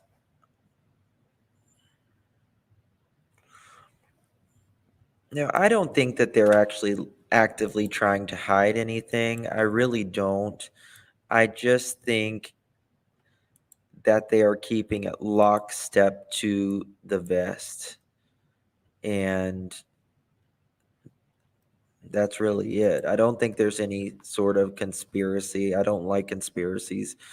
I don't think anyone's trying to cover up anything. Uh,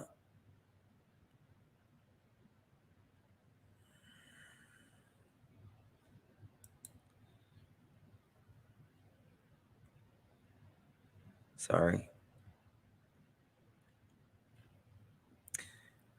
What is it? Going back to, thank you, Jess, so much. I appreciate it, your support. Thank you.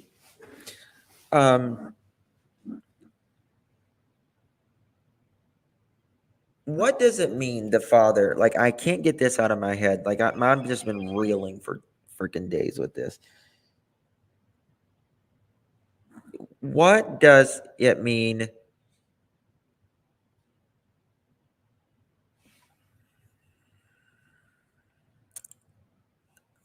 Let me find it.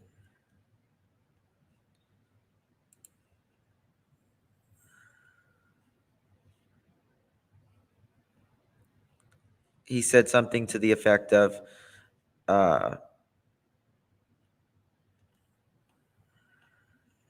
he didn't have to go.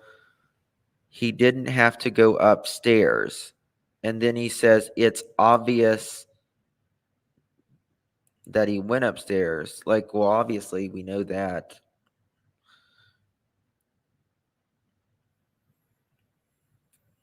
Are we making too much out of it?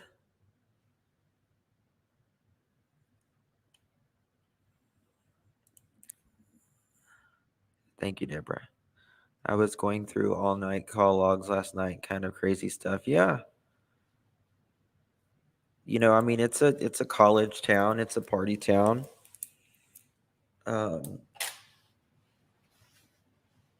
He didn't have to go up the steps, but he did. Arkansas here, I'll give it to you.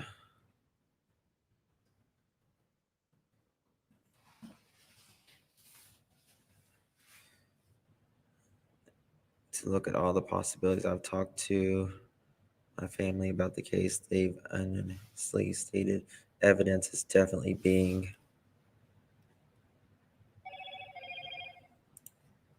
withheld. Consider the blood trail. Fam said.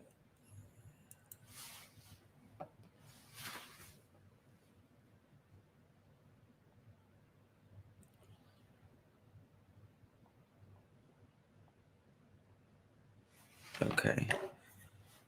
Talking about the steps Brian walked up during the interview? No, I don't think. Hopefully, we'll learn more with this interview coming up at 9 o'clock with Brian. Got about, what, 2.5 hours. Dad said the interview killer entered through sliding door or window on second floor and made their way upstairs.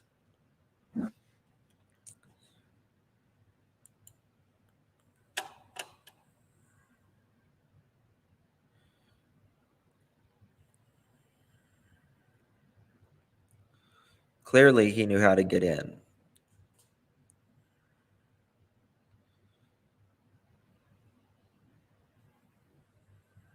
The concrete steps on the trail. That's where the fraternity was. You could go up the sidewalk and it would take you like literally right in front of the house.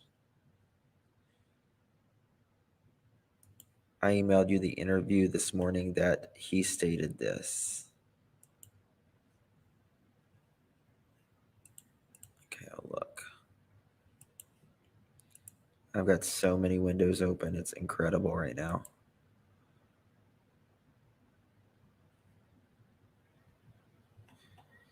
If he's saying that the target was on second floor, so he didn't need to go upstairs and the murder the other two and could have just stopped there, or is he saying he physically didn't need to walk up the staircase?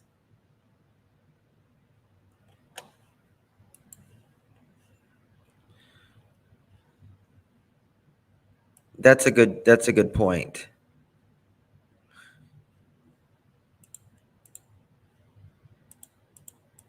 Very good point.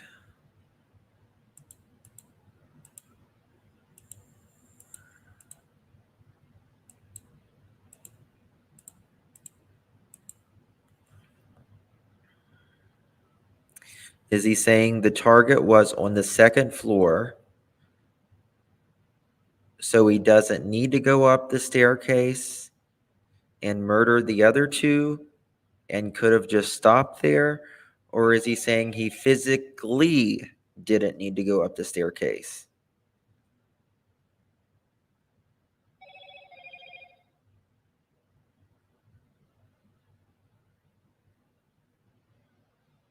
And he said that more than once.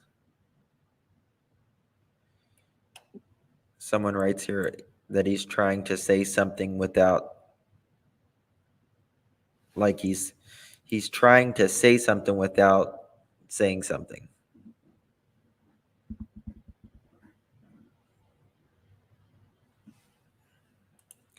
If he went upstairs, he knew they were there and they were the target. Saying the targets were either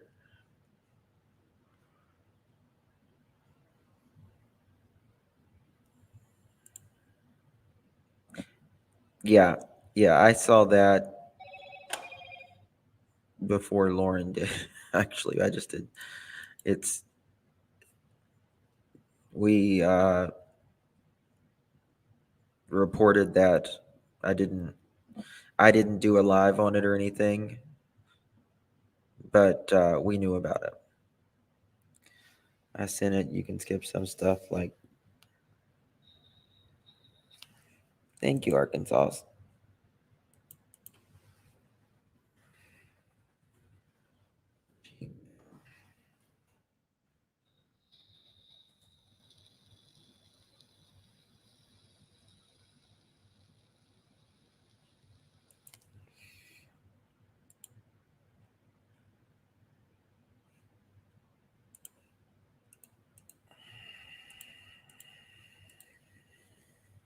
All right.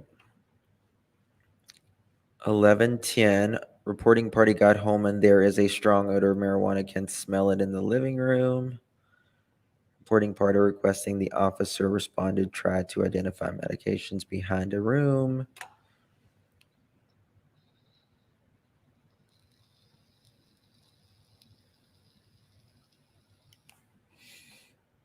Okay, this is from 11:10.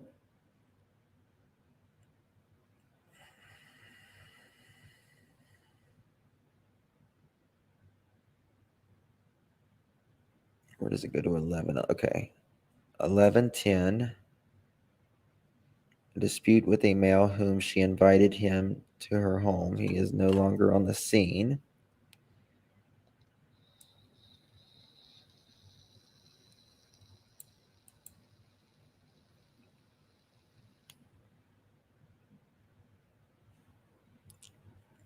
Female screaming, someone is in her house and to help.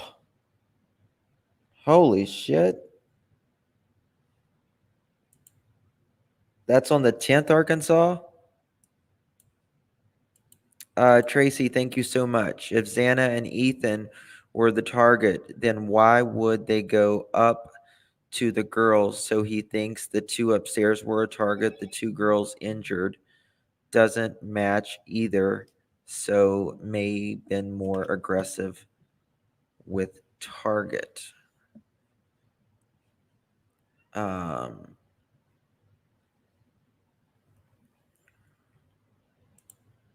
Thank you so much.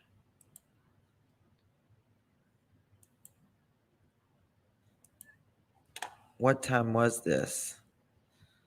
14:27. 12.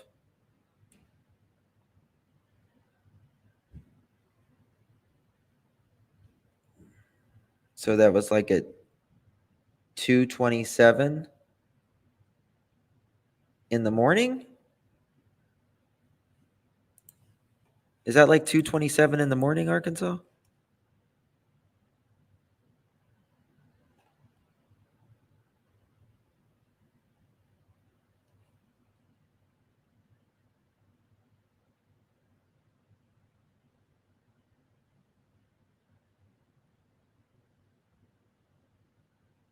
12, 13. That would be afternoon. 0227 would be, yeah, morning.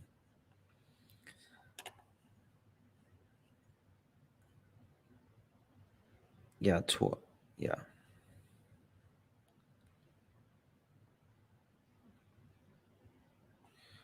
That's just weird. It don't matter what time of day is. I mean, for someone to be in your freaking house.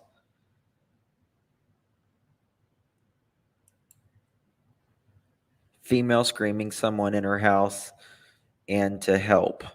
Law and EMS responded. Officers, well, they arrested the man for battery. Report taken. I need to find out who that was at 1600. Okay. 2111. Reporting party heard females screaming and then men yelling and arguing. Officers responded, no report.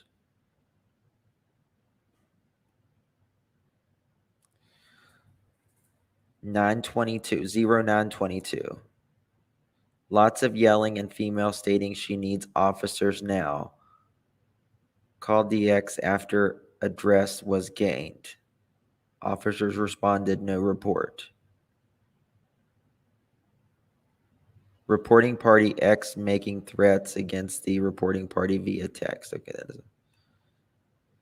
it's at 1320.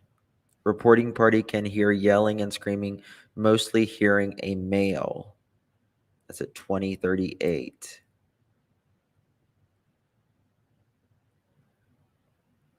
Domestic dispute.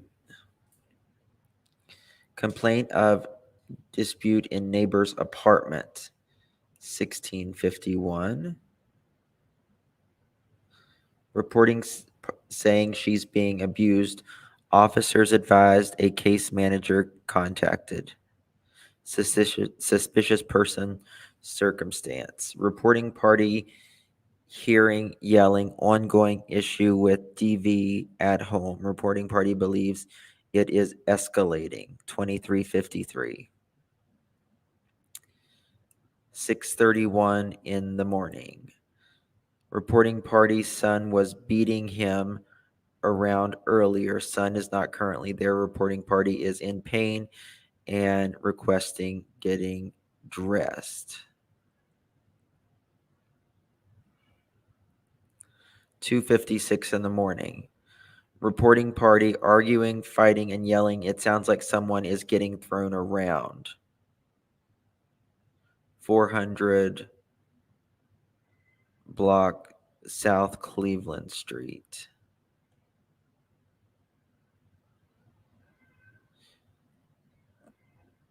1343. X refusing to meet custody exchange. Reporting party has a parenting plan.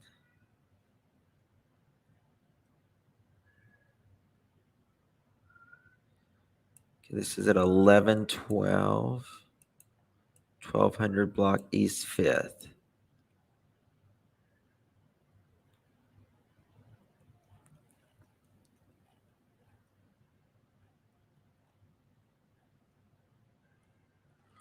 I'm going to have to go over this. This is a lot. It's a lot. Oh, crap. Okay. Red drum still on the loose.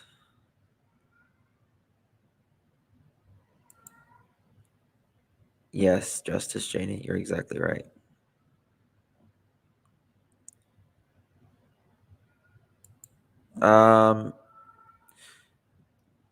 They didn't. I mean, we've all heard that rumor, but nobody has actually said that she was almost decapitated. I mean, they just said one's injury was more than the others. I kind of feel that way too, Kelly. It's like that's kind of a lot for a. Can you go back to the other 911 log and go over the reports on the dog?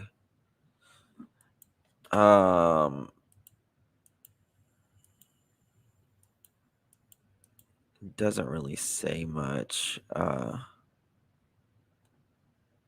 gonna have to get my head together and look at more of this. The dad was saying the perp didn't have to go up the steps because the way in and way out was right there. So he was getting at that the killer must have wanted Kaylee or Maddie. It's a lot. Yes, guys, please hit that thumbs up. Okay, guys, I've been on here 2 hours, 20 minutes. I'm going to jump off. I'm going to look at some more of these reports, and then I'm going to wait around and see what Brian Engine's report says. Sometimes you send an email. Okay, let me look at the email.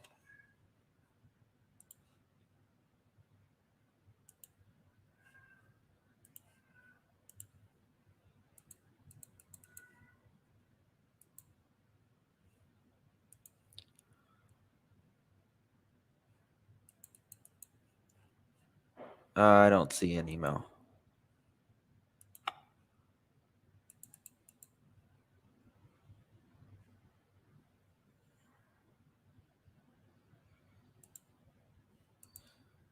I'm not seeing it. Here are the nine. Okay.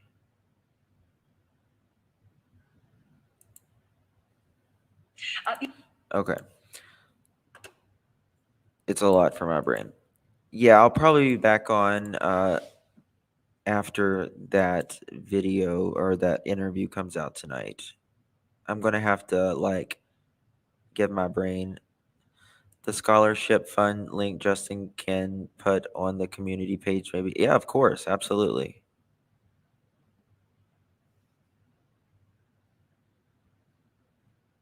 Thank you, Anna. God bless you, honey. Appreciate you all. Thank you so much. I check out Luther when you can. Luther. Luther. Okay.